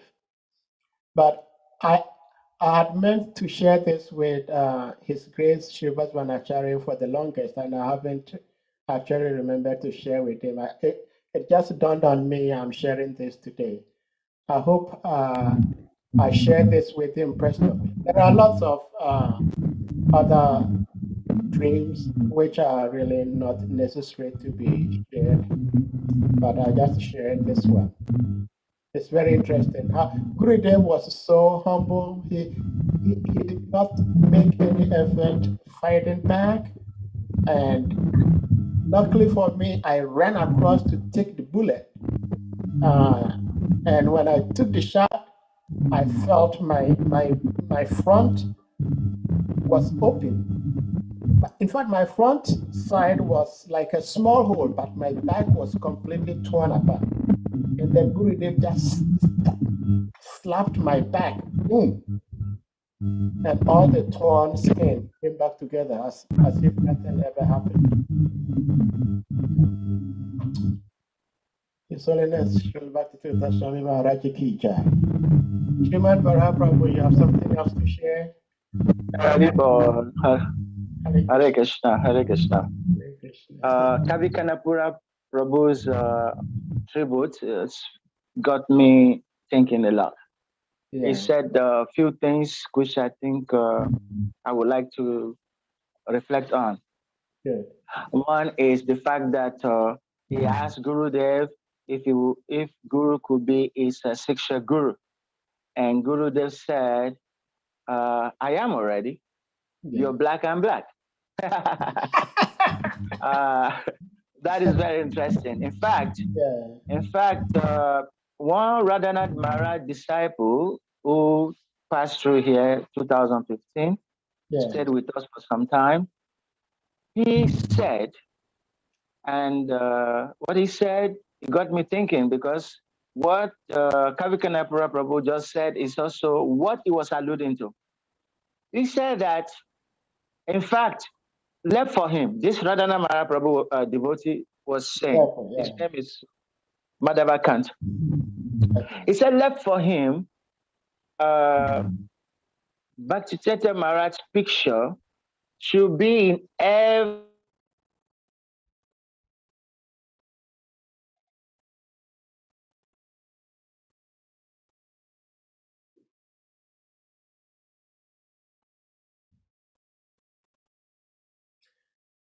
Hare Krishna. Oh, what happened? We lost Prabhu. Yeah, I think when You're not here? the video on. Okay, now it's back. Network. Yeah. It's okay now? Yes. I put off the video. Probably, yes. Sorry. So he was saying that every temple should have the picture of Bhaktisiddhanta Maharaj to be a reference that this was that person who actually made Krishna consciousness popular in Africa. So it should serve as the Siksha, just like Prabhupada is the Siksha Guru for all devotees in ISKCON, Bhaktisiddhanta Maharaj should become the Siksha Guru for all devotees in Africa. That every temple in Africa should have his picture. So when Kavi Kanapura was sharing, and he said that Gurudev said, I'm already your Siksha Guru. We are both black. You know, when I was speaking this morning also, I made reference to that he used to say, I have a mission here because Krishna gave me this body because of you. That Krishna particularly gave me this black body because of you people. So that made me thinking that, in fact, in the future, I hope it will be realized that Gurudev's picture should actually be part of this altar arrangement in every African temple. I hope it will be realized one day, so that we can always meditate on this person who actually made Krishna conscious. Because from West Africa, East Africa to South Africa, I don't see where they can say they did not feel him, okay, or he did not contribute. That's one. Then also, he talked about Gurudev, some statement Gurudev made. I think that was during the last visit. And when I was sharing, I said I did not want to say some of these things. But then when he was speaking, he brought some of them up. So anyway, not that I want to again go into that, but one aspect of Gurudev's visit, which it touched, Kavi Kanapura mentioned, the fact that quite often Gurudev used to feel very sad that we were not representing him enough. And most of his visits to Africa, most often he will he would cry on the Vyasasan. Those are some of the aspects I don't like to talk about. But because Kavi Kanapura touched on it, it made me feel, well, okay, why don't you speak? So I have seen Gurudev, cried, lamented, on Vyasan, quite some visits to Nigeria or Ghana. And it used to be very painful to see him that way. Now, I just pray that some of those things, like Avikanapura mentioned, some of those things he was lamenting about, if we could just, well, everyone, even BDD, when he was speaking this morning, he also said that Gurudev told Kavichandra Maharaj that we are so offensive in Africa, that we're so offensive. So anything that we can remember that Gurudev said, which used to make him feel bad when he was physically present, should become a serious meditation for us to not let that repeat itself or continue. That would be a very good service we'll be doing for him, so that he will not continue feeling the way I left them, they're still like that. So I think that every time, in fact, some of those aspects, I don't like talking about it. Maybe if I ever write a book about him, maybe I may, because I have some vivid memories of some guru's dissatisfaction. And when in a public like this, sometimes I feel very, very disturbed to want to share it. I don't like sharing. But if we remember any of this, I think it is our duty to make sure that we don't let it repeat itself. Now, last point. Those who spoke, Prema Samputa Prabhu and you yourself, Sahadev, you both talk about Gurudev's Ketan and how it used to really affect people a lot. I had one experience with Gurudev.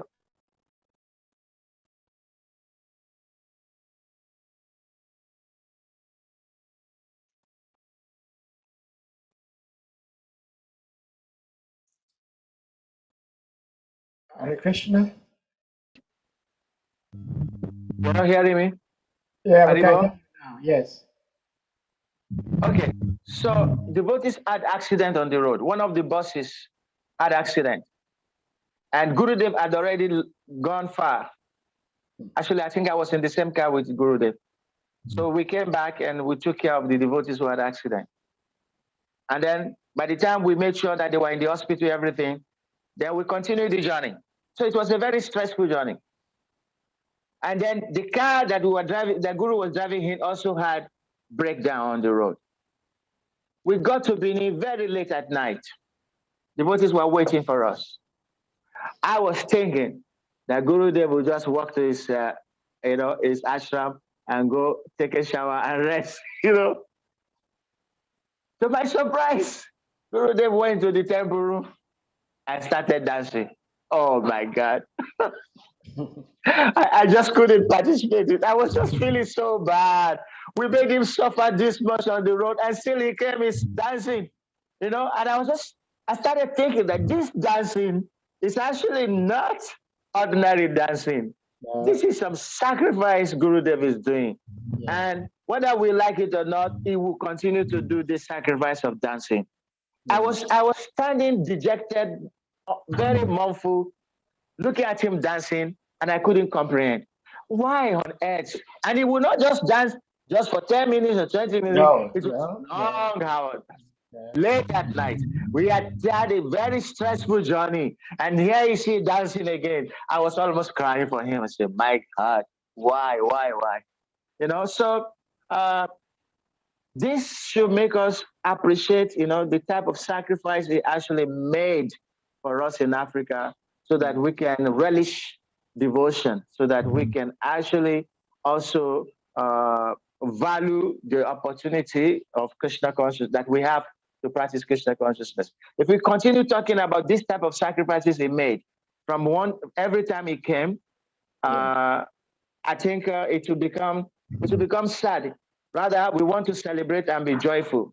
And some of these aspects of his austerities can make us feel very sad. That's why I don't like talking about it. So anyway, Thank you all for sharing. I just like. Thank you for sharing that, Srimad Mahaprabhu. I thought you were going to talk about your special pastime with Gurudev at Jamestown, Accra, Jamestown. We had gone on Harinam.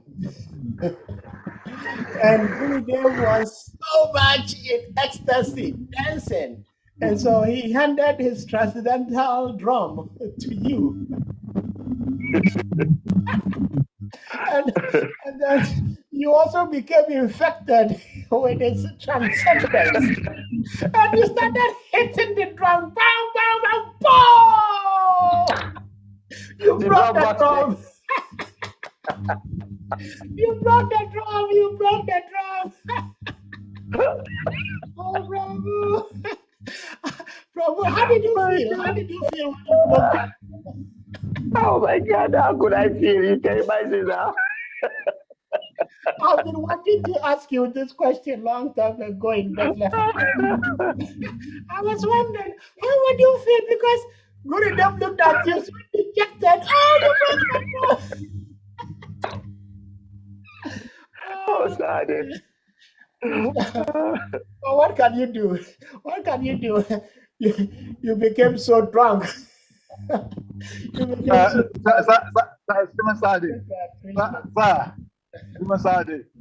Prabhu. You have a way of making us to laugh and laugh.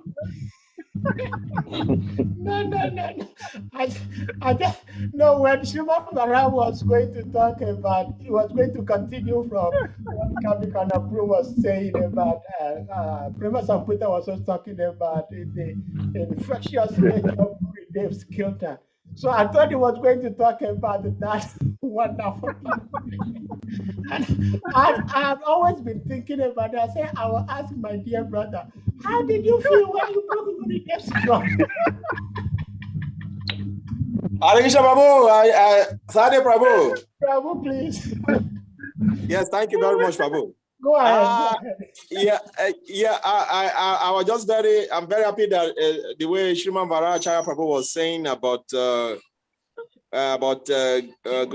Gurudev as an acharya for African continent, which is very important for us to take note of this. And Prabhu also was mentioning how we should highlight those things that Guru Maharaj did not like, and we should put. I think if you can put all these things in writing, I think it's very, very nice. And I remember one incident vividly in Benin.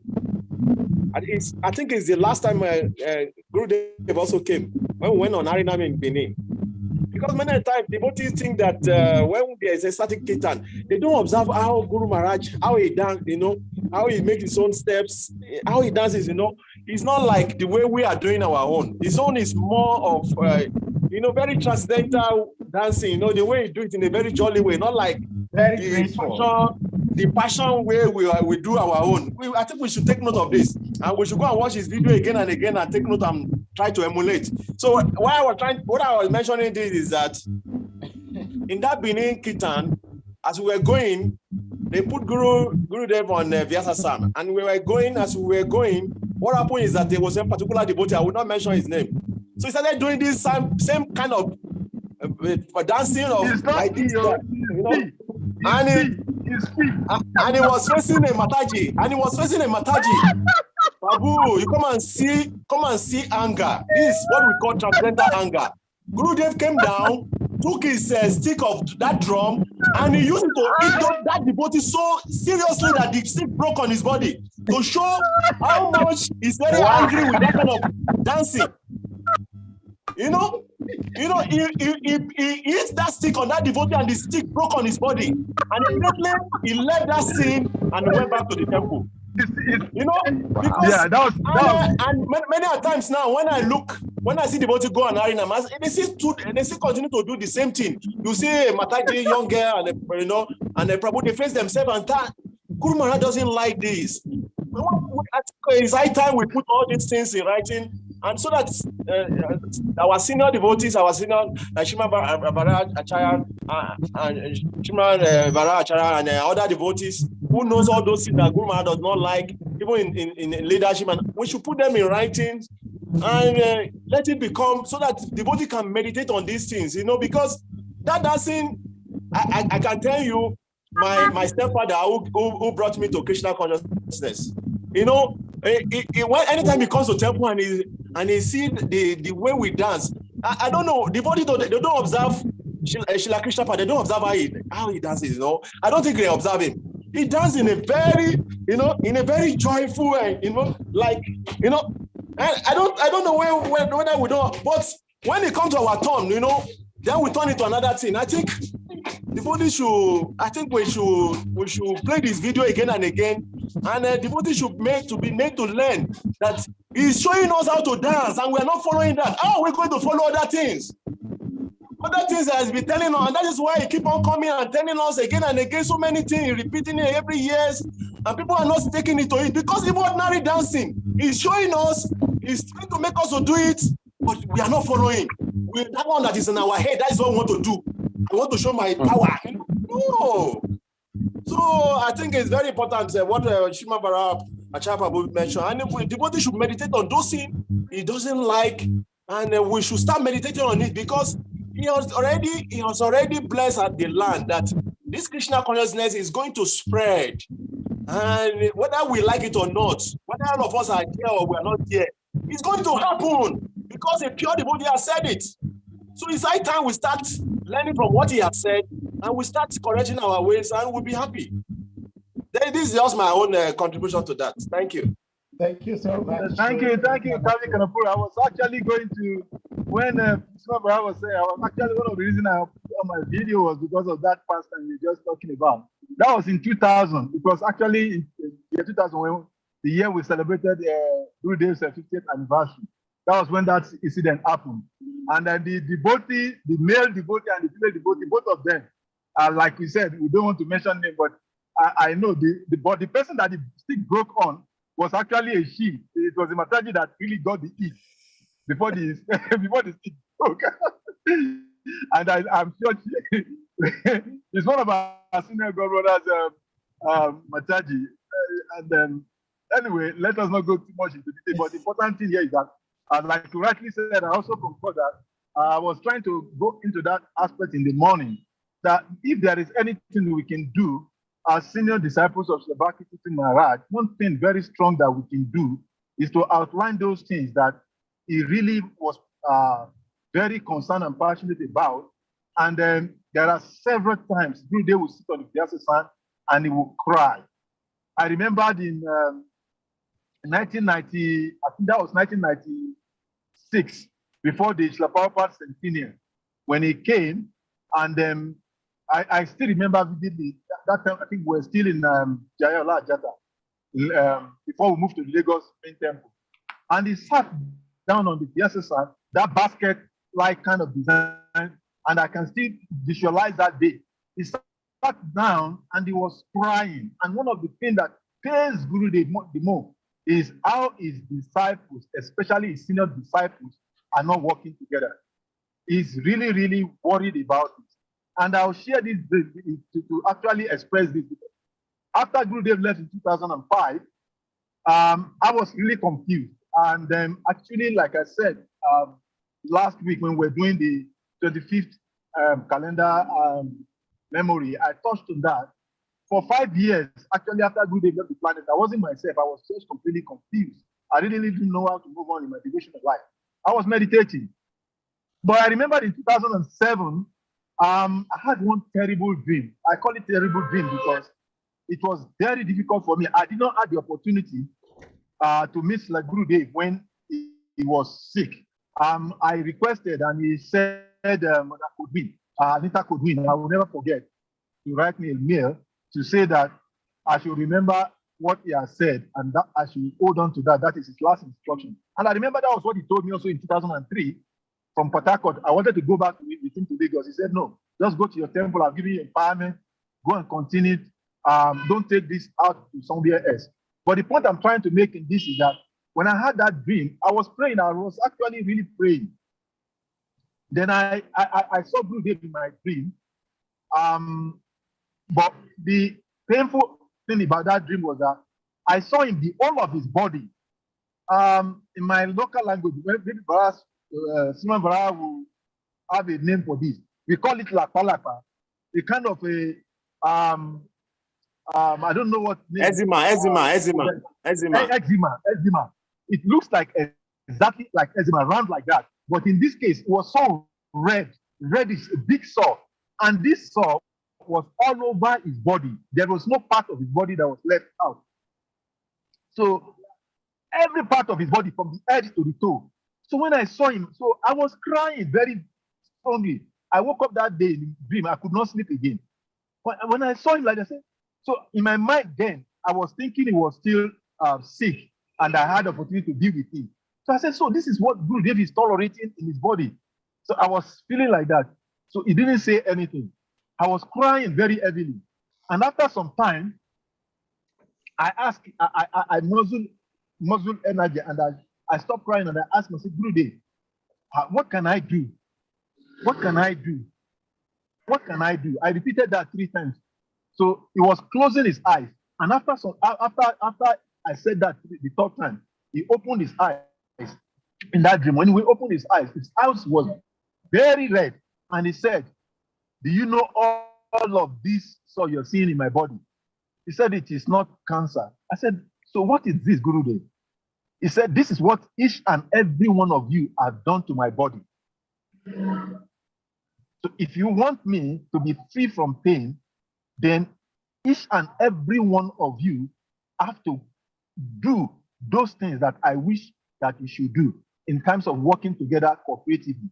And that is what last thing he said. And immediately he said that, it was like somebody woke me up. There was nobody with me. It was in the middle of the night, around 2 a.m. or 2:30 in the morning. I woke up to that dream. And I continued crying till when I came into life. And I shared that dream with my God brother Shanakia Pandit. He was the only one I shared that dream with. So I called him that time, because I know he also wakes up early. So I called him. I said, this is what I've just had as a dream. And what to do? How do we communicate this? He said, well, the only thing is that as at that time, the level of disharmony among the senior leaders is so high that all I can do is just pray that Guru Dev find a way to penetrate the hearts of his leaders. That actually this is what Guru Dev is feeling after he leaves us. So why am I narrating this story today? Because this is an auspicious day, and we're talking about what we can do, how to glorify him, how to show his legacy. But I think that number one thing that we can do that Guru Dev will be very pleased with is for the leaders of Srila Bhakti Maharaj to find a way to put their differences aside and come together, because I'm very strongly believing that if we can come together, we can make the mountain move in a twinkle of an eye in West Africa. We can make the Krishna consciousness explosion as we all dream it to be in a short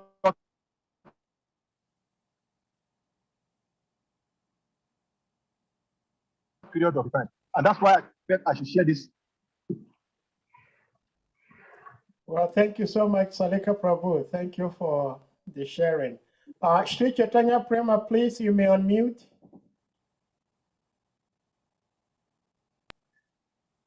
Hare Krishna, Dandava Pranams.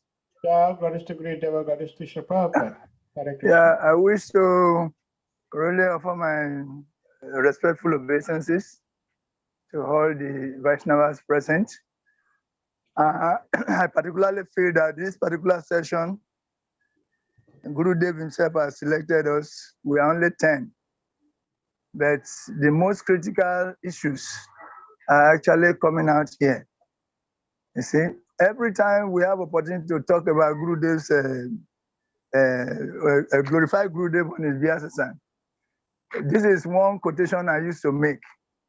Guru Dev said, coming together is the beginning, keeping together is progress, and working together is success. We came together. That means we have begun. We are keeping together. We made some progress, but we are not working together. So we are not yet successful. And wonderfully, every devotee is touching on the importance of devotees working together. Now, so what gives joy, what dissatisfies, one of the things that dissatisfies Gurudev is these devotees, his disciples, not being able to work together. So let us take it as a critical point. What are those things that are making us not to be able to work together? So that whatever sacrifice we need to make, either individually or collectively, to turn this the other way around, let us do it. This is a call for personal sacrifice. We should do it. We should not just think that somebody else will do. We should do those things that will turn the table around, that will make us to be able to work together. Any level of ego that is hanging us, blocking us from being able to work together, we should immediately, blow it off like a devil in our front, kind of a mood, in a mood of spiritual worship, so that individually we can make progress and arrive on the platform whereby we can really work together. Then this connects to other three things during his before he left the planet. His area of concentration, the areas he said he wanted us to concentrate on, in a long letter I read. 1, devotees should live in a way that they should be able to keep the spiritual and the material. They should be able to integrate the spiritual and the material without losing focus. He didn't want us to be too one-sided. We go so spiritual that we neglect our material responsibilities. We want us to go too materialistic that we neglect our spiritual responsibility. We should maintain equilibrium. We should work in a way that we are able to integrate the spiritual and the material without losing focus. This calls for intelligence, it calls for sincerity, it calls for the grace of the Guru. So this is second area of concentration. Then it says, secondly, we should focus on bridge making type of preaching. The type of preaching, we are on this side of the bridge. We want to bring the people, meet the people on the other side of the river. But we cannot just go like that. They will not accept us because our mood, our attitudes, our likes and dislikes are diametrically opposed.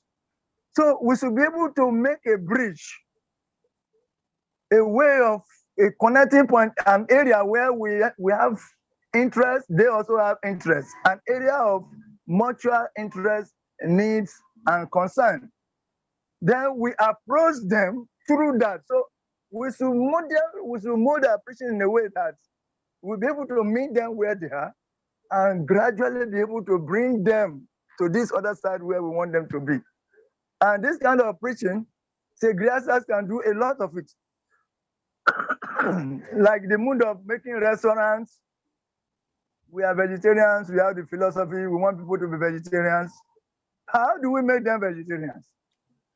We make restaurants and we offer our food, vegetarian food, and anybody that comes to eat, somehow or the other, we are giving them Krishna consciousness. In addition, we preach to some of them by displaying our book stands.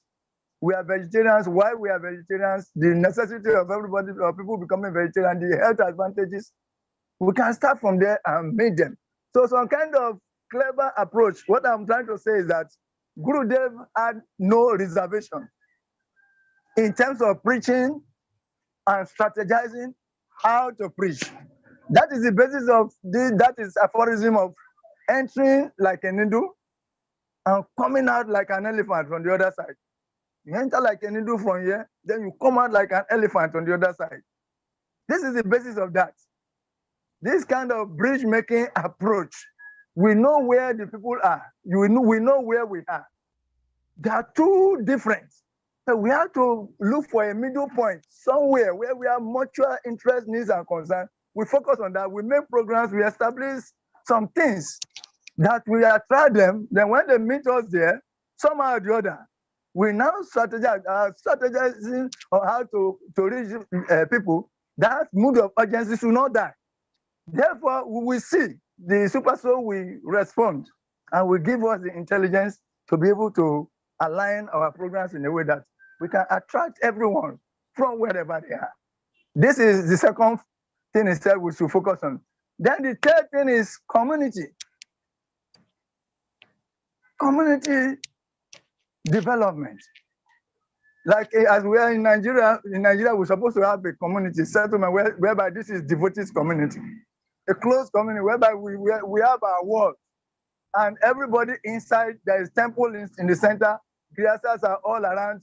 There are no hospitals. There are clinics. There are Ayurvedic clinics. There are standard restaurants. There are guest houses. Everything is included in the community. We need to have a community in each country, so that devotees at their old age, you can also come there and live among devotees, live their bodies among devotees, also, so that we can be able to preserve our values.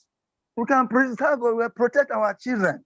We can protect everybody that say we really want to take part in spiritual life, because the provisions and the facilities are there. We need to have this approach. Community, we are not thinking of. Some people are thinking of, but not everybody is buying into it. And individually, we are getting lost, and we are finishing. And old age is not also compromising, because our nature is uncompromising. It is knocking us in the face. We are getting older. We are going to leave our bodies without really making these concrete mechanisms available for those who are coming from behind. What is obstructing us from doing these things? Our inability to work together is creating more diversion, more division. And we are seeing this thing clearly, and we are unable to address it. So these are areas we should focus on. If you look at Gurudev critically, in the presence of Gurudev, each and every devotee, including my naughty self, I felt loved and special. I felt needed in the movement.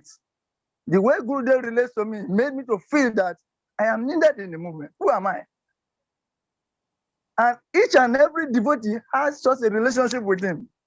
In other words, Gurudev sees our area of competitive competence, where we have competitive advantage over others. If he focuses on that, he meets us from there, and he capitalizes on this, fan the fire from there, and the fire grow and just extinguish all these other lower tendencies automatically.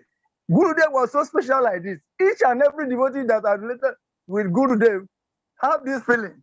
Gurudev made them feel that they are important in the society. They are needed in the society. This is no more there. As soon as Gurudev left, that denominator to unify us, to make us feel that we are all individually important, then now let us bring our areas of individual competencies, put them together, and just blow the fire. Then all those lower things, tendencies will just vanish. We are not doing that.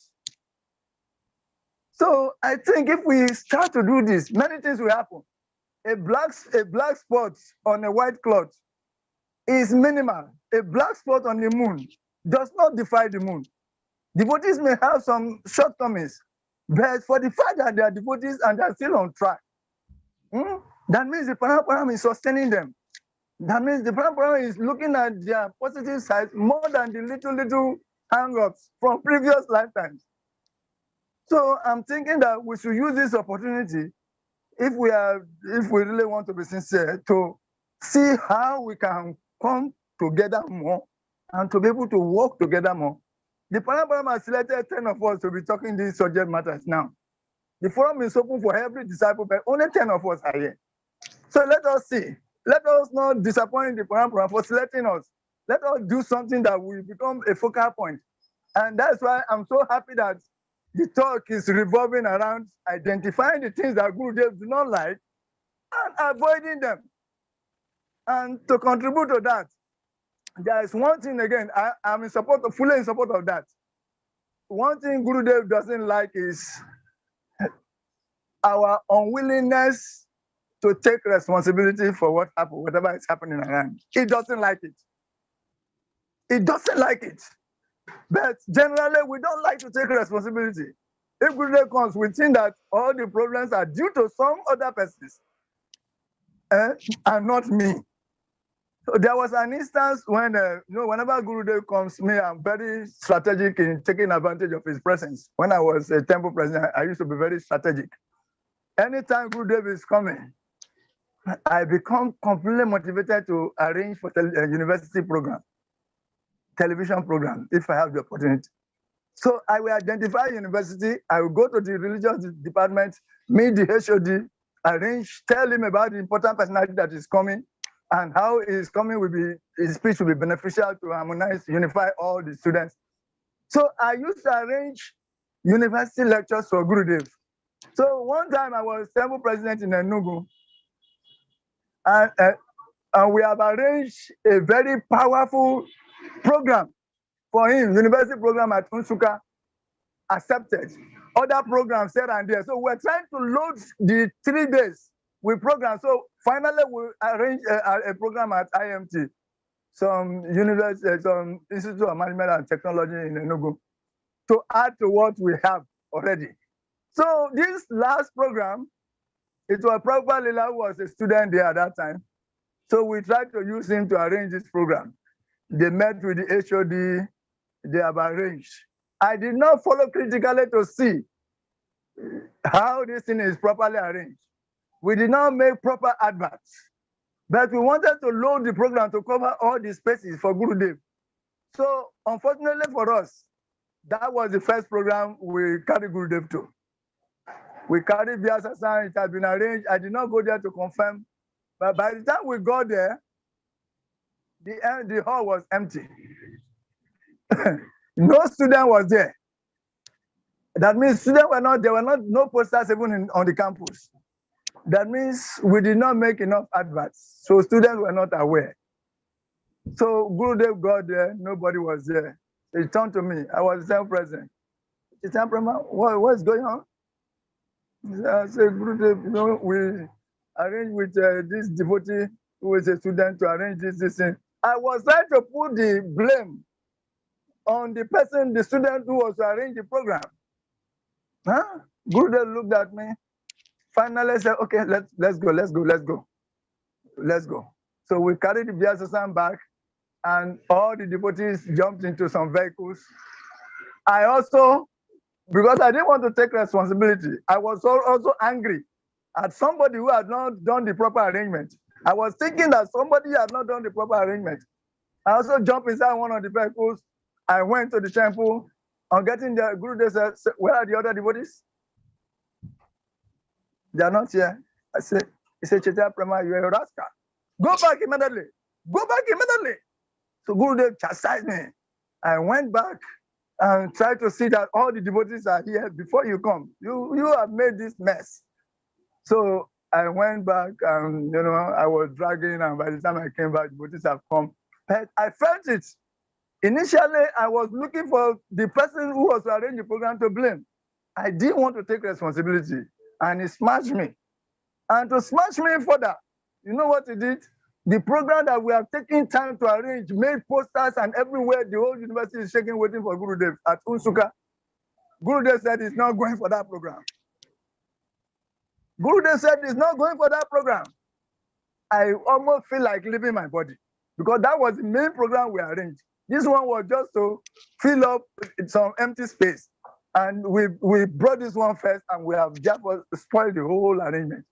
Gurudev said he was not going to Unsuka. He said, instead, Risharaj was the cook. I was the temple president. Atmaran was the vice president. Janaka was like Sankirtan leader. And Risharaj was the cook. So he said, Risharaj, you go and do this program. Risharaj was not known to be a powerful preacher in any way. But basically, we all know the. He said, Risharaj, you go and do the program. Atmaram, okay, you can go with him. So anyway, I was so demoralized that we went for the program. By the time we got there, the hall was full to the brim. One Indian man who was HOD, through whom we arranged the program, was there. The hall was full to capacity. And 3 of us entered there. We did the program and came back. But I was so demoralized. So there I come to realize that Gurudev does not like authorities, temple presidents, not wanting to take responsibilities. Gurudev wants each and every one of us to take responsibility for whatever mistake we have made that is keeping us where we are. We should stop trying to blame others for our own weaknesses, for our own shortcomings, for our own stagnation. So this is one point. We should be ready to take responsibility. So now if we look around and we see that we are not all satisfied with the situation of Eastern West Africa, especially where Gurudev has preached so much, we are not satisfied with the way things are going. I want us to take responsibility, all the senior devotees, that there are certain things we have not done right. We don't need to pinpoint somebody, some individual as a cause, but we should all try to accept responsibility and use this forum of His Appearance Day to form the basis for coming together again to re-strategize and see how we can move the whole thing forward, all for the pleasure of Gurudev. So I thank you very much. And once again, I will confess that Gurudev has selected you people, these 10 people here, to do something about what is not going right, that we are not ready to take responsibility of. I am ready to do my part. Whatever it is that I need to sacrifice, whatever ego I need to sacrifice in order to be part of such a channel for positive change, I'm ready for it. After all, what are we living for? What are we looking for? What are we living for? What fame? What do we want to be remembered for when we leave our bodies? How do we want the Paramparam to take us? So I am ready, and I implore everyone to also look at it critically, and let's see.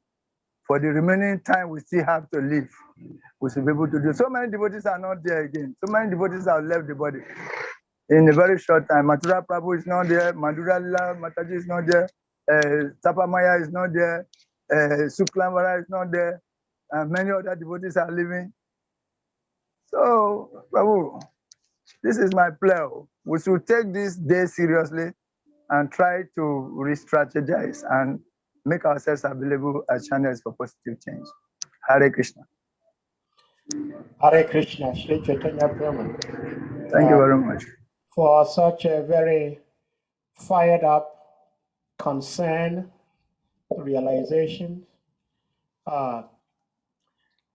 It's worth attempting to try to live up to the expectation of our Gurudev. So one thing I feel is part of the problem of we not being able to sufficiently represent our beloved Gurudev is that we are not very much afraid of Maya. Most of us are not very much afraid of Maya. You know, if we try to live our lives like the Christians do, where the Christians always talk about the dangers of Satan, if we also try to live our lives in such a way that we try to remember how strong and how powerful Maya is, probably we might be able to begin to attempt to live the expectations of Gurudev. But because most of us are not sufficiently afraid of Maya, we don't pay attention very much to things around us. But it's worth discussing and strategizing how we can possibly live up to the expectations of our Gurudev. Sri Hari Chakra Prabhu, do you have something to say? Well, I would suggest that, like what Chaitanya Prabhu said, is very true. Yeah, Hare Krishna. We should try to just concentrate on Vyasapuja delivery today. We may have another time to discuss how to deal with this or that. That would be my suggestion. Yeah, Chakra Prabhu, please. You can. Yeah, Hare Krishna. Hare Krishna. Yeah, can you hear me? Yes. Yeah, thank you very much for keeping us on this program. Chaitanya Prabhu, yeah, thank you very much for your elaborate. Of course, Saturday, I think what you were saying that we should limit ourselves to the glorification of Guru Maharaj. I thinking that what Chaitanya Prema just brought out is also part of the glorification, because if we put emphasis on Guru Maharaj's legacy and things that we can do to actually uphold his legacy, I think that is another way of glorifying Guru Maharaj. So I greatly support what he said. Yeah, one thing I was going to say about some pastimes with Guru Maharaj is like, see, Guru Maharaj is so loving and he's so compassionate, and his compassion extends so much. Like one time we had a program in Winneba. It was a public program. We had the Guru Maharaj Vyasapuja mounted in a public place, and we had this big Prabhupada picture that was also beside Guru Maharaj. And Guru Maharaj delivered a lecture, very nice lecture. And when during the question time,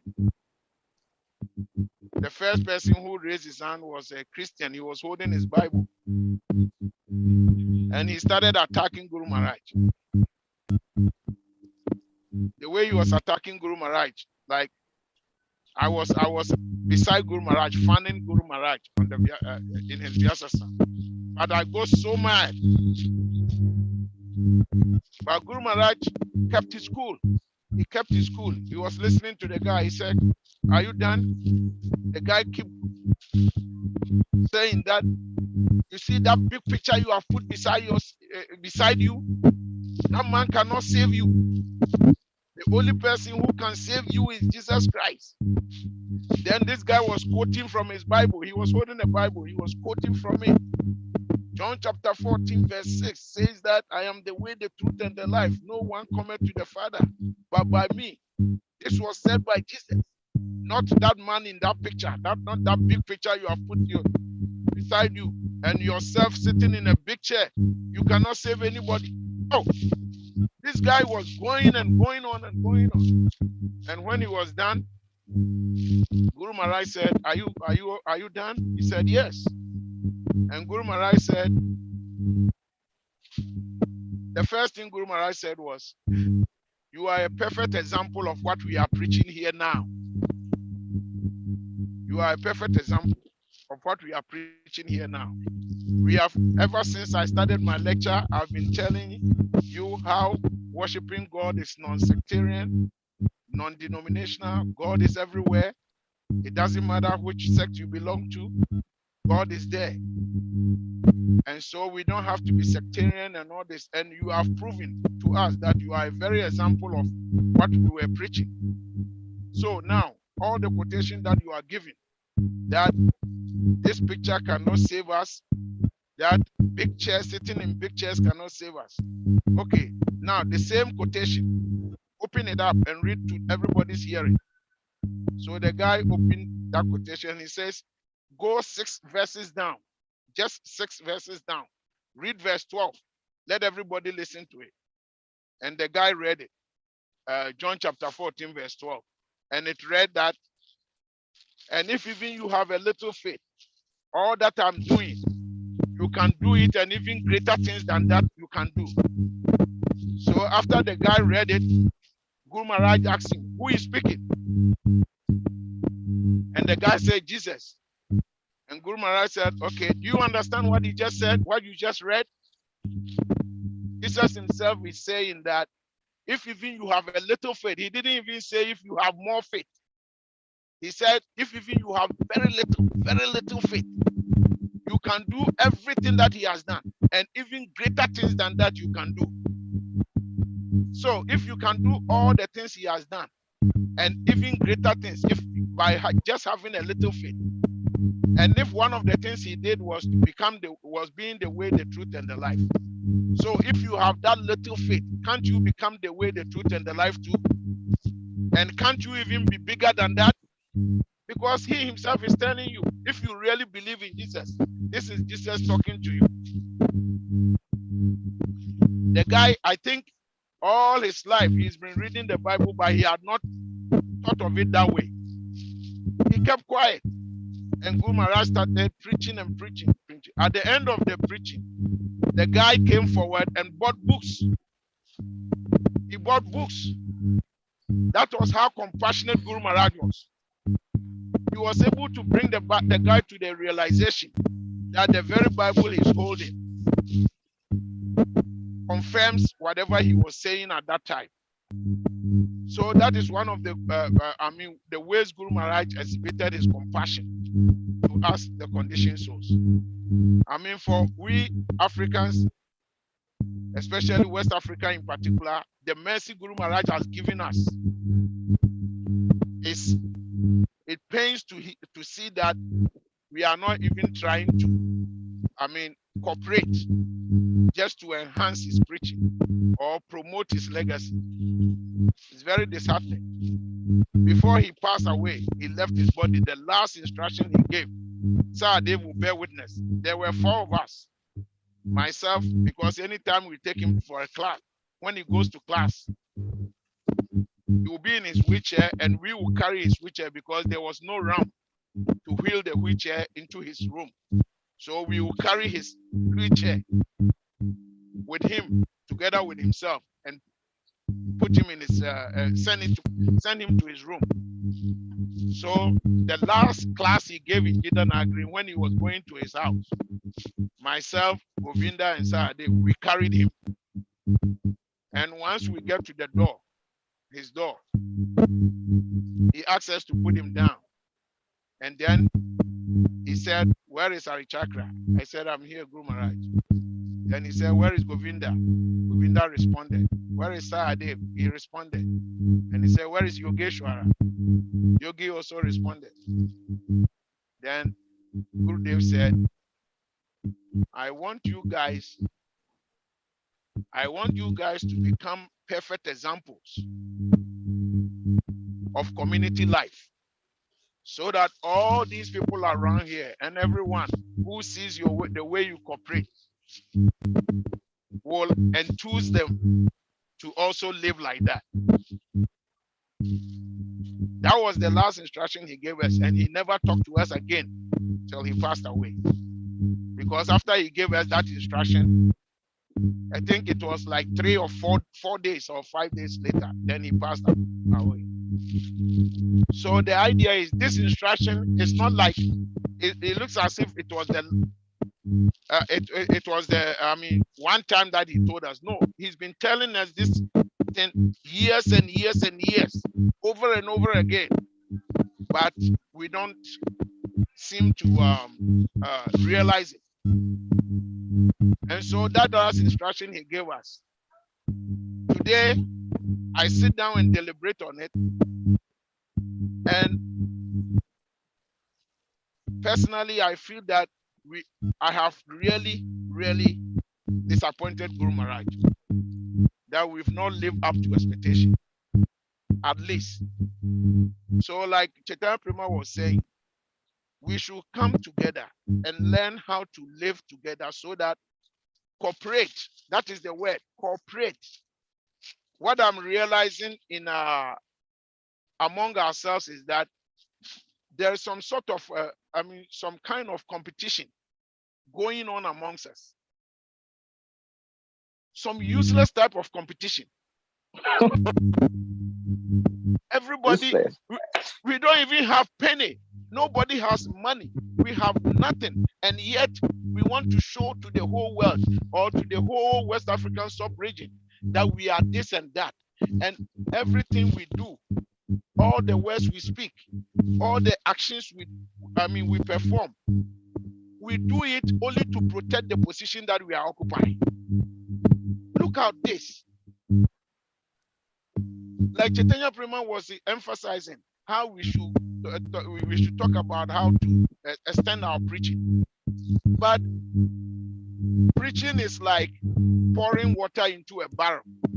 If you make holes under the barrel, no matter how many buckets of water you put in the barrel will never get full. So similarly, if we go out and preach and we make 10 devotees and we bring them in, and by our actions we drive 9 away, no matter how much we preach, we can never make devotees who will be stable, because our actions don't keep people. And Guru Maharaj taught us this. He taught us by his example. When we came to Gita Nagari first, you will be surprised. There was such a spirit of cooperation among devotees in the dam, that anybody who comes there felt that loving spirit and wanted to stay. So what is going on now with our sub-region? That we even go out and preach, do food for life and all that, and attract people. People will come to the temple. Oh, let them come continuous for like 1 month, and they will stop coming, because when they come, they don't see anything near to what we have been preaching to them. Nothing near, nothing even close to what we have been preaching to them. So it's up to us to wake up and learn how we can change our ways, especially the ways we deal with each other, and learn to stop from saying things only to pacify some people who can protect the positions that we occupy. That is what we do. We say things to people who are in the position who can protect the position we have. And so we are not even in the position of speaking truth. We are always being hypocritical. Hypocrites. So people come from outside. You think the people will preach to when they come? You think they don't observe us? They do observe us. And if we are being hypocritical, then it discourages them. They'll go and never come back again. So for us to be able to actually maintain the legacy of Guru Maharaj, there are these things that we should learn to do. And one of them is to stop being hypocritical. If somebody does something that is not appropriate, we should be bold enough to say it. We should be bold enough to say it. And we should also teach by our own personal example. Devotee caring, we should care for each other. It's not that I got this, I got that. I'm this devotee, I have this money, I made this thing, and this devotee doesn't have anything, and you try to show off to it. What sort of competition? The outside world, we cannot even compete with the outside world. They have money, they dress properly, they do whatever thing better than we do. So where is this stupid competition coming from? And Guru Maharaj has been teaching us all these years with his personal example, through his books, everything, how we can learn to be able to cooperate with each other. Please, let's put our heads together, our energies together, and stop being hypocrites, and do the right thing, and do the needful, and try to feel each other's pain. When somebody is going down, we shouldn't be happy that the person is going down. We should do our best to help the person to come up again. And I think if we do this, it will help. It will go a long way in helping our sub-region, where we can actually portray the legacy of Guru Maharaj. In the morning when I was speaking, I kept emphasizing that Guru Maharaj kept saying over and over and over again. No, it's not. It's hard. Guru Maharaj kept emphasizing over and over and over again that in 100 years to come, he wants to teach us, he wants to train us in such a way that in 100 years to come, if somebody comes to our sub-region, then the person will be able to see Krishna consciousness exactly as Prabhupada set it up in our region. I mean, to be frank with you guys, until I traveled out of West Africa, I didn't even know the difference between gurus. That this is my guru, that is my guru. I didn't even know the difference. All I knew was that every guru is a guru. So anybody comes to our region, we serve him exactly like we serve Guru Maharaj. This is the way he trained us. But today, what is happening? We don't even see that anymore. We hear people in our sub-region talking about my Guru Dev and my this thing and what is this? Please, let's wake up. Thank you. I want someone to also talk. If there is another chance, I'll come back again. Thank you. Hare Krishna. Haribo, Haribo. Mr. Fired Up Hari Chakra, demonstrating the chakra nature of Hari Chakra. Well, it's very nice. It's very nice we're having these discussions topics, and like I was saying, well, Hari Chakra Prabhu was saying that also part of the glorification of Gurudev. But I would also urge all of us to try and concentrate more on glorification today. And hopefully there will be a special time for discussions like this, which will be like a full-time meeting where devotees come together and then we try to go over what steps we could take to live up to what we have already immersed ourselves in. That is even English.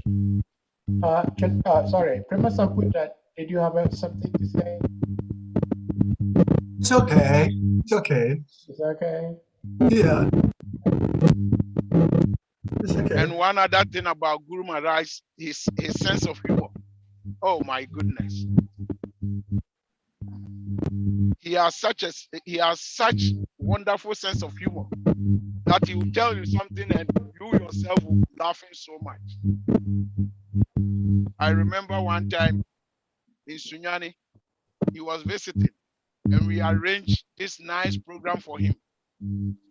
There was this police motorcade that was in front of his car and all the devotees were behind. And we went to the paramount chief of Sunyani. By the time we went there, the chief has gathered all his sub-chiefs and Gurudev preached and they asked questions. And then after the session, one of the sub-chiefs, he raised his hand and he told Guru Maharaj, he said, Your Divine Grace, please, I'm just talking about this boy of yours, this boy here. And he pointed to me. He said, if you have any position in your system, I guess you should raise him to a higher position. Because this guy has been preaching so vehemently in this town. So Maharaj said, oh, thank you very much for making that observation. So after everything, when we got into the car, Guru Maharaj always rides in the front and we ride in the back. So when we went into the car, immediately the car started moving. Guru Maharaj turned around, look at me, and he said, Hari Chakra, how much money did you pay that chief to glorify you?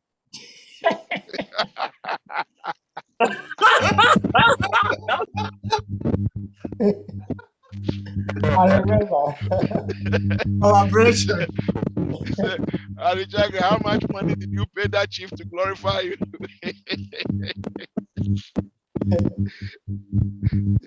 Hare Krishna.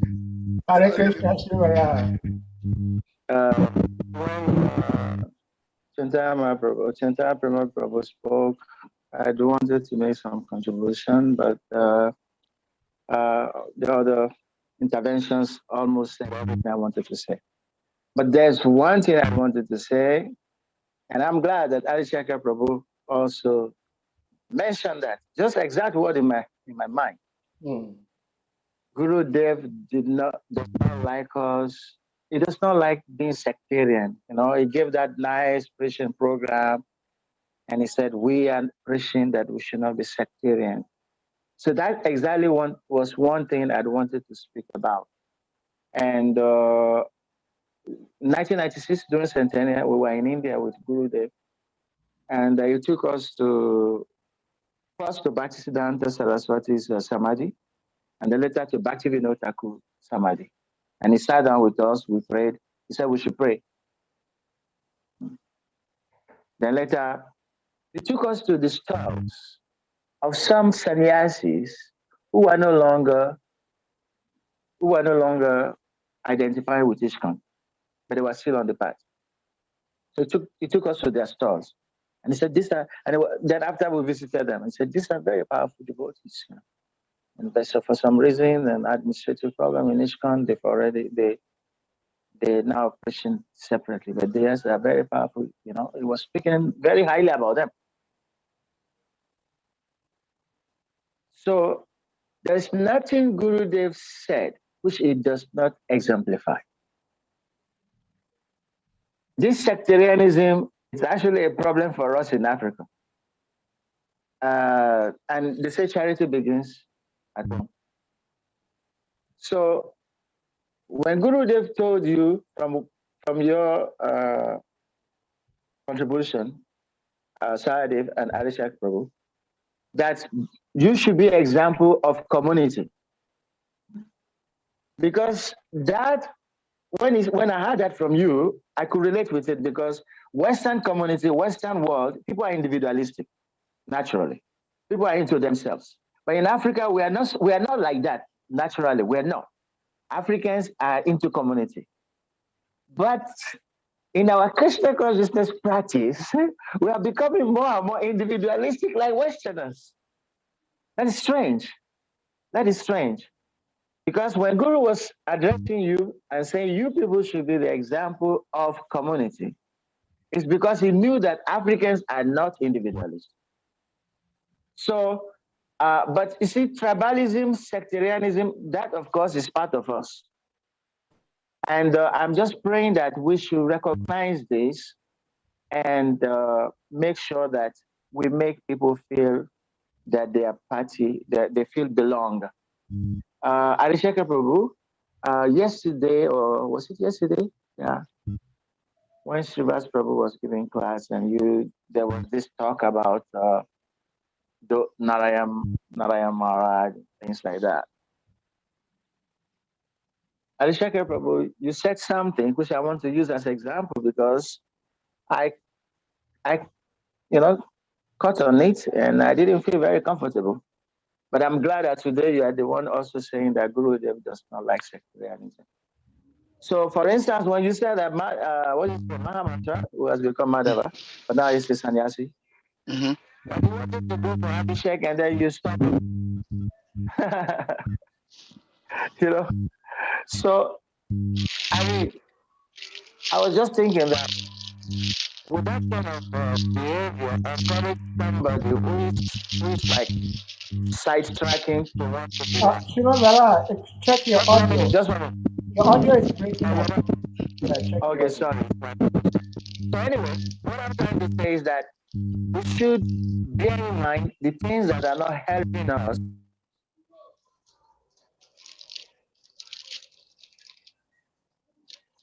Maybe you may have to stop your video for now.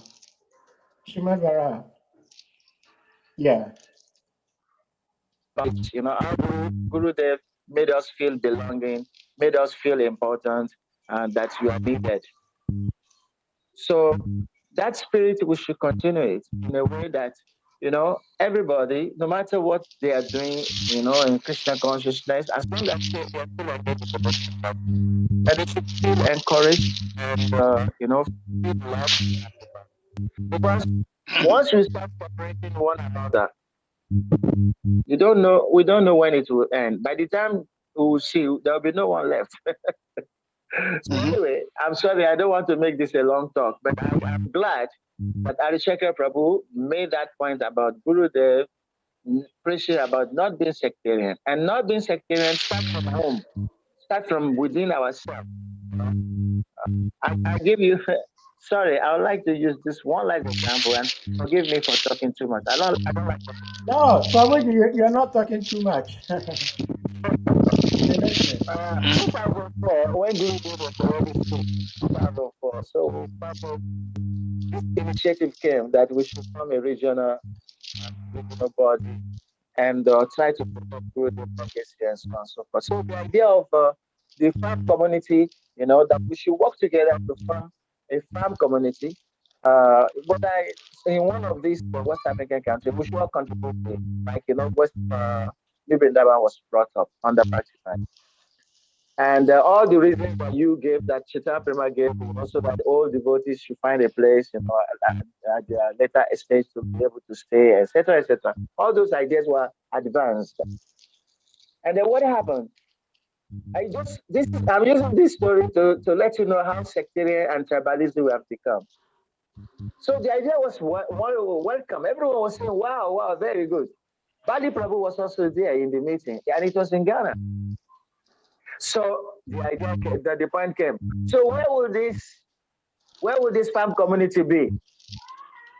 When the vision came. Ghanaians want it in Ghana. Nigerians want it in Nigeria. Okay, so we will have one, and then the idea just died like that, right in the meeting. Even though everyone was so, you know, inspired, so upbeat about it, but as soon as it came to where will it be, the division came. And from that division, that issue was no longer talked. So we could see what sectarianism, tribalism, you know, division, it can really make us stagnant. So I think we should start within, you know, before marriage begins at home. We should stop this tribalism, sectarianism, and always see a devotee as a devotee. And then I think from then we can make progress.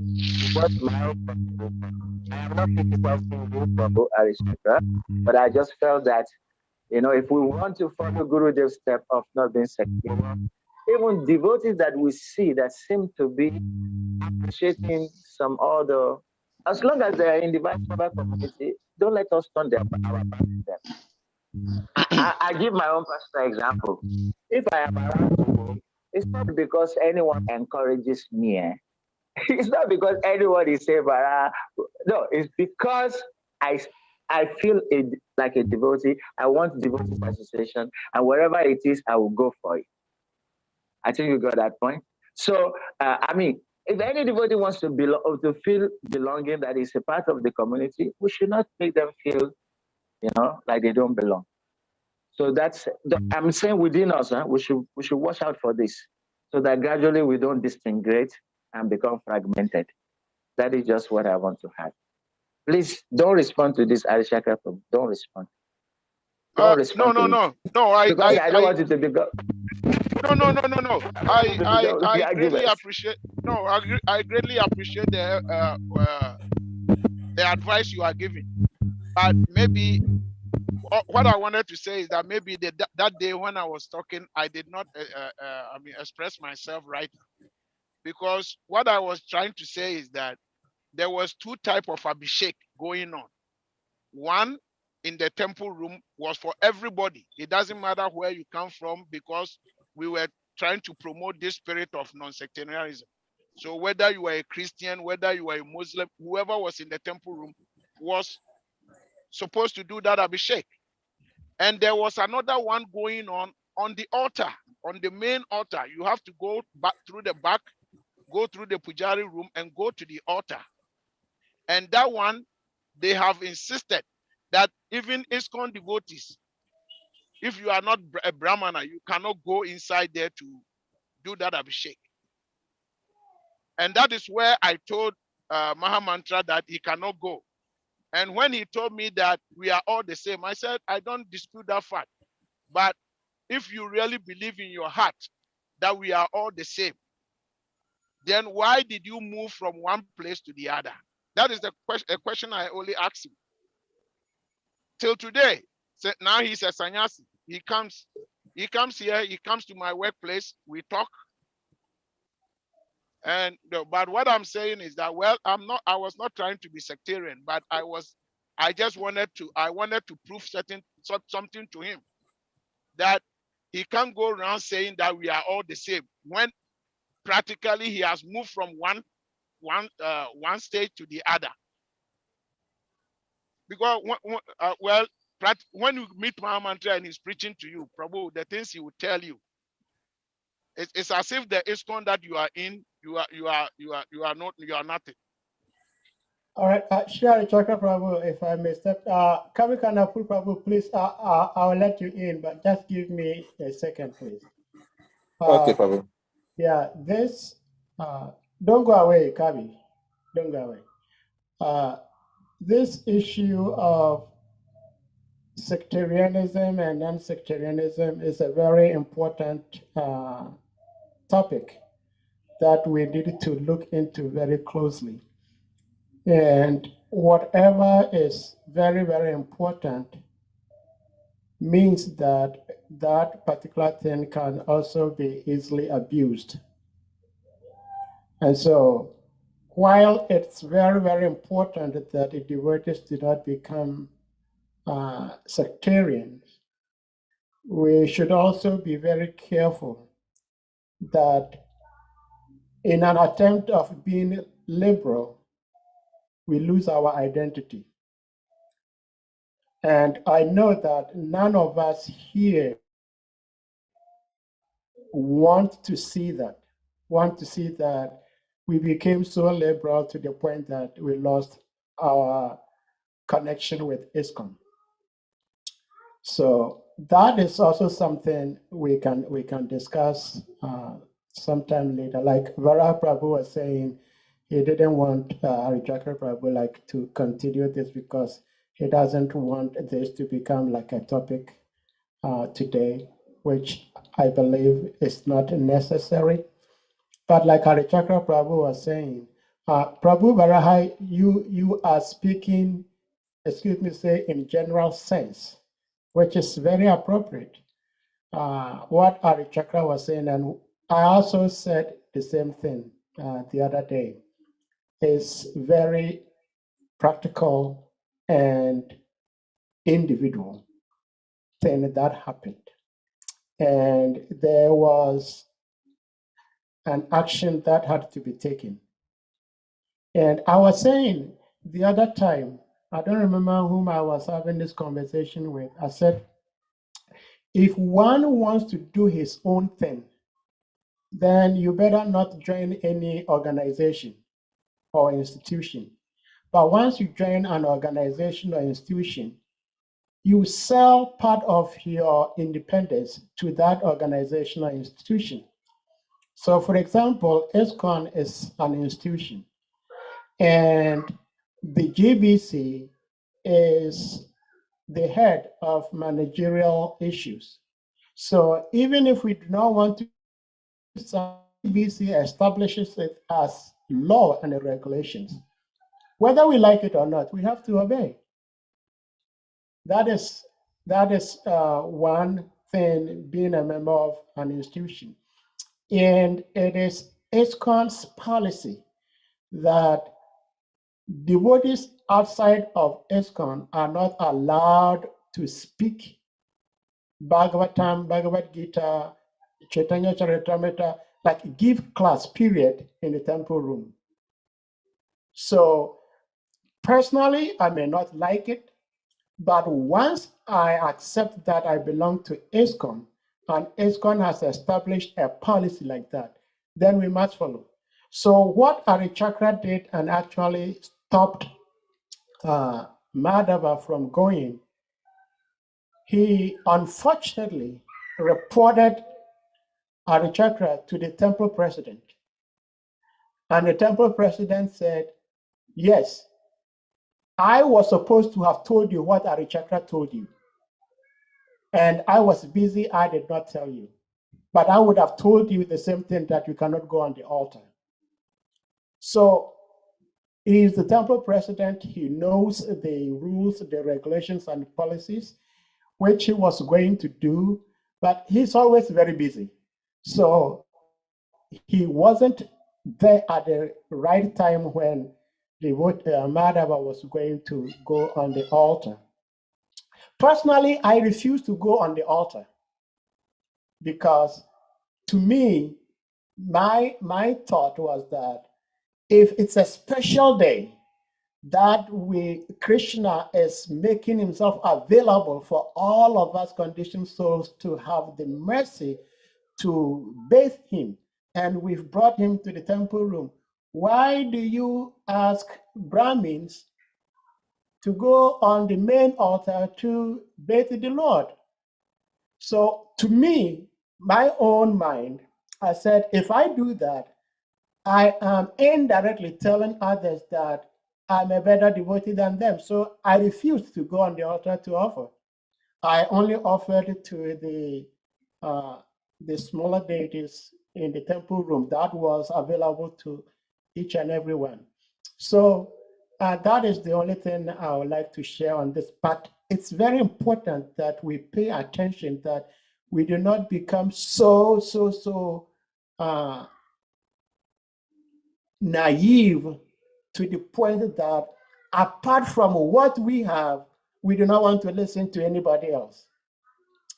And I will never forget this. There was a time Srimad Varaprabhu was giving us Namahata classes and book distribution. And he was saying that when we go out, we try to distribute books to people. We expect them to take our, they are giving us their literature and we do not want to accept it. How do we expect them to accept ours? It's a simple logic. If I want to give you what I have, but you are never ready to accept what I have, then what makes you think that I'm going to take what you're giving me? You feel what you have is precious. I also feel what I have is precious. So it's give and take. So you give, you take. He gives, he takes. But in the midst of that, we have to, that's why it requires senior devotee. It requires guru, so that the senior devotee, the guru, can guide the younger devotees that, well, you can do this, you cannot do that, you can do this, you can do that. Like Srivas Vanachari was saying that Gurudev told him that, yes, you can go here, but be careful. You can go, but be careful. So that gives you a prompt that you have to pay close attention to what's going to be happening. So these are all very important things to discuss. We are all saying this because we want to attempt to serve our dear Gurudev. Yesterday, I was saying to His Holiness Giriraj Maharaj that one of my biggest concerns is how I can represent ISKCON. Representing ISKCON means representing Srila Prabhupada. People who know Srila Prabhupada and people who know Bhaktivedanta Maharaj, when they see me out there, how are they going to see Srila Prabhupada, Bhaktivedanta Maharaj in me? So that means that my life should reflect on these personalities and this movement that we are in. And like Chaitanya Prema Prabhu was saying, that it's individualistic. Each and every one will have to think and plan. How am I going to serve and represent my Gurudev? Shri Kavi, please, unmute. Yes, Prabhu, thank you very much, Prabhu. I was just thinking and meditating on what the senior devotees are talking about, not sectarianism, especially Arishakra Prabhu and His Grace Shriman Chaya Prabhu. Yeah. So I remember that has cost us a lot.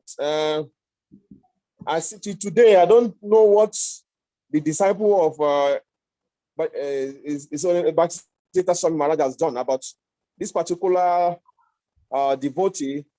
His former name was Atriya Rishi Prabhu, but he later took Sayansi and became Bhakti Nishinga Maharaj. And I was in India actually when all this thing happened. And I know all the things that transpired that make him to go into that science.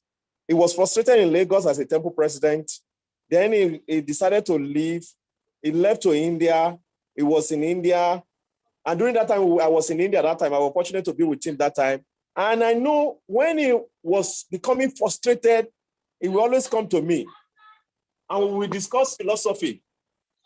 And when we discuss philosophy, and when we are discussing the philosophy,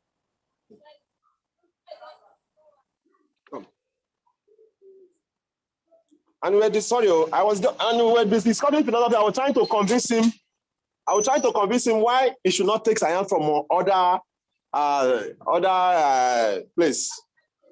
So when he finally he reached a point, I could not convince him.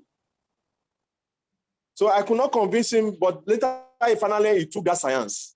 And what happened was, immediately he took that science, he also could feel that he has done something that he made some mistake. But the reaction of the God brothers and the other devotees was the thing that even more tricked me off more. Because what happened was, when he now took that science, and he came to, I think he approached Radhana Swami Maharaj. My dad told him something that if you want, you can still give it up and come back to ISKCON, and he gave him the procedure he will follow. But what happened was, when he came to Nigeria, some few devotees were in contact with him. But suddenly, he came to Abuja in Nigeria, and all of a sudden, nobody could hear about him again. Until today, nobody asked about him, and nobody find out where he is. And he's a God brother. No matter whatever has happened, and whatever, and when I came to Abuja here, I was asking the other devotee here. They said no, they don't know what happened. They went to his house, and everywhere was open, and they didn't see him again. And nobody care about what happened. I don't know, maybe because this is Bhakti Swami Maharaj go to ask all the senior disciples, what happened to my devotee, So because former Atriya Rishi Prabhu, Nishinga Maharaj, when he took science, if you see him when he dances, he dances like Bhakti Swami Maharaj. He just try to be Bhakti Swami Maharaj, the way he's the goggle he wears, it's just like Bhakti Swami Maharaj. It's somebody who's always thinking about Bhakti Swami Maharaj. So I don't know when that happened. I don't know, and nobody cares about to find out what really happened. Till today, the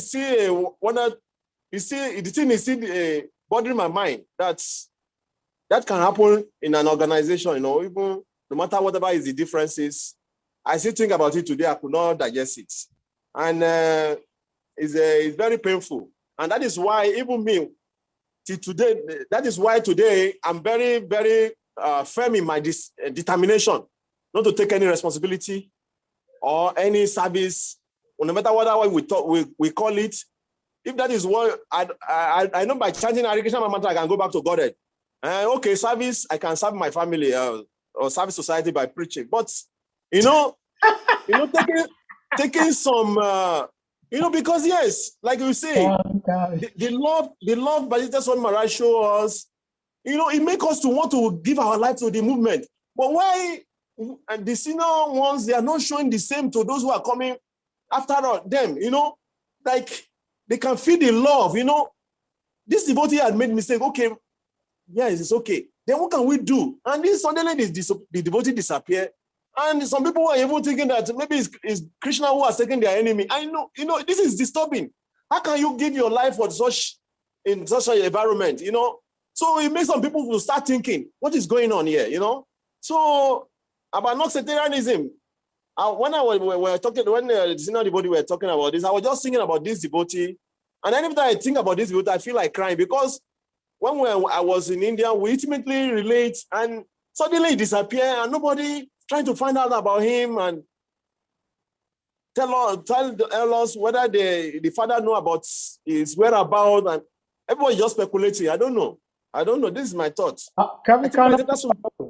Please, let me say something in regards to this very important concern you just sharing with all of us. I was fortunate enough to be in the temple room with Srila Bhaktivedanta Swami Maharaj at the Accra temple. And I'm sure Varaha Prabhu was there, maybe Salika Prabhu was there, of course Harichakra was there. This was a special visit that Gurudev had come, and he had very limited time in West Africa, so he had asked all the West African devotees to gather in Accra.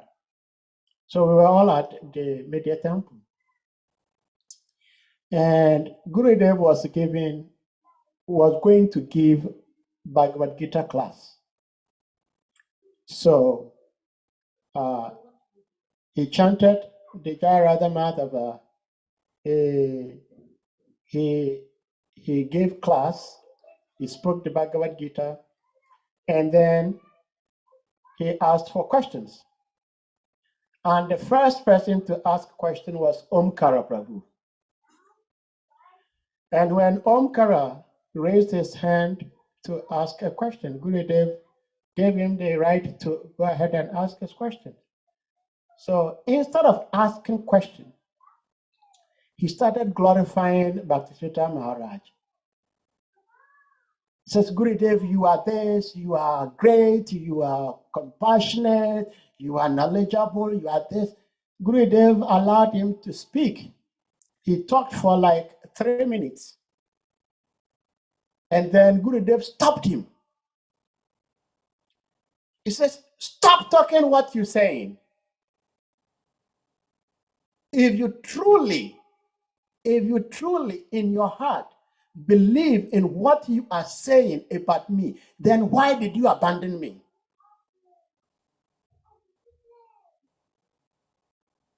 Because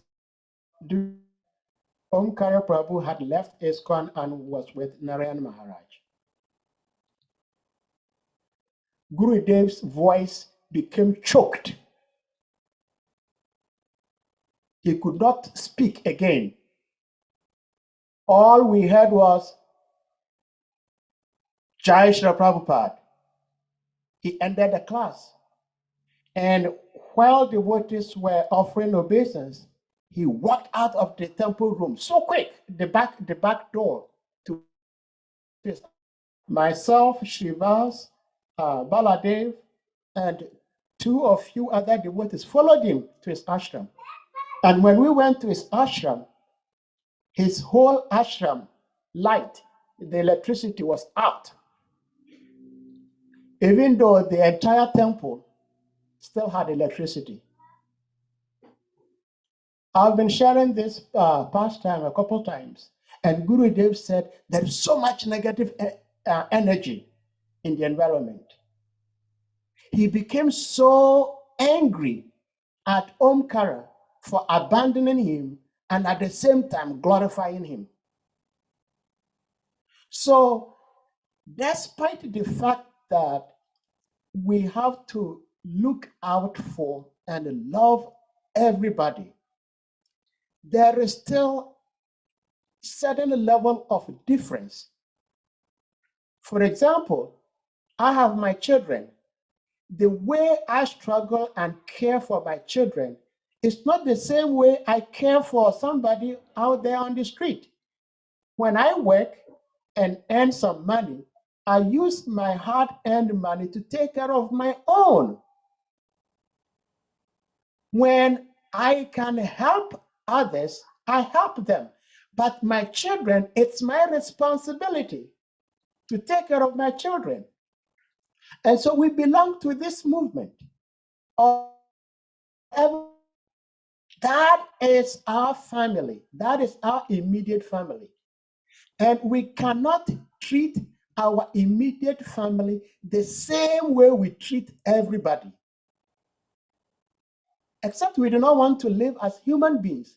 But as long as we live as human beings, there is always going to be some level of difference. That does not mean that I love my children only and I don't love other children. I must, if I want to live as a human being, I must love all human beings. I must love all beings. But there is a certain level, just as Krishna says in the Gita, that he is not partial to anybody. He's not partial to anybody. But those who surrender to me, I have a special relationship with them. And so we cannot, as ISKCON cannot, on the premise of loving each and everyone, allow everybody to speak in our temples. Srila Prabhupada himself didn't allow that, because Srila Prabhupada knew that if he allowed his God brothers to come speak to his disciples, their disciples are going to get polluted. And we have evidence to prove that. But that does not also mean that we do not have to listen to others. This is where the Achintya Beda Abeda Tattva comes in. It's very important that we listen to others. But it also for us to prepare our mind and our consciousness to the point that we stay loyal to our system, to our parampara, to our gurus, to our line of discipline. So all I can say is that Atriya Rishi, who is no more with ISKCON, devotees should care and love him. Devotees should care for him and love him. But at the same time, we cannot treat him as we would treat somebody like His Holiness BDD Maharaj. We cannot do that. It's impossible.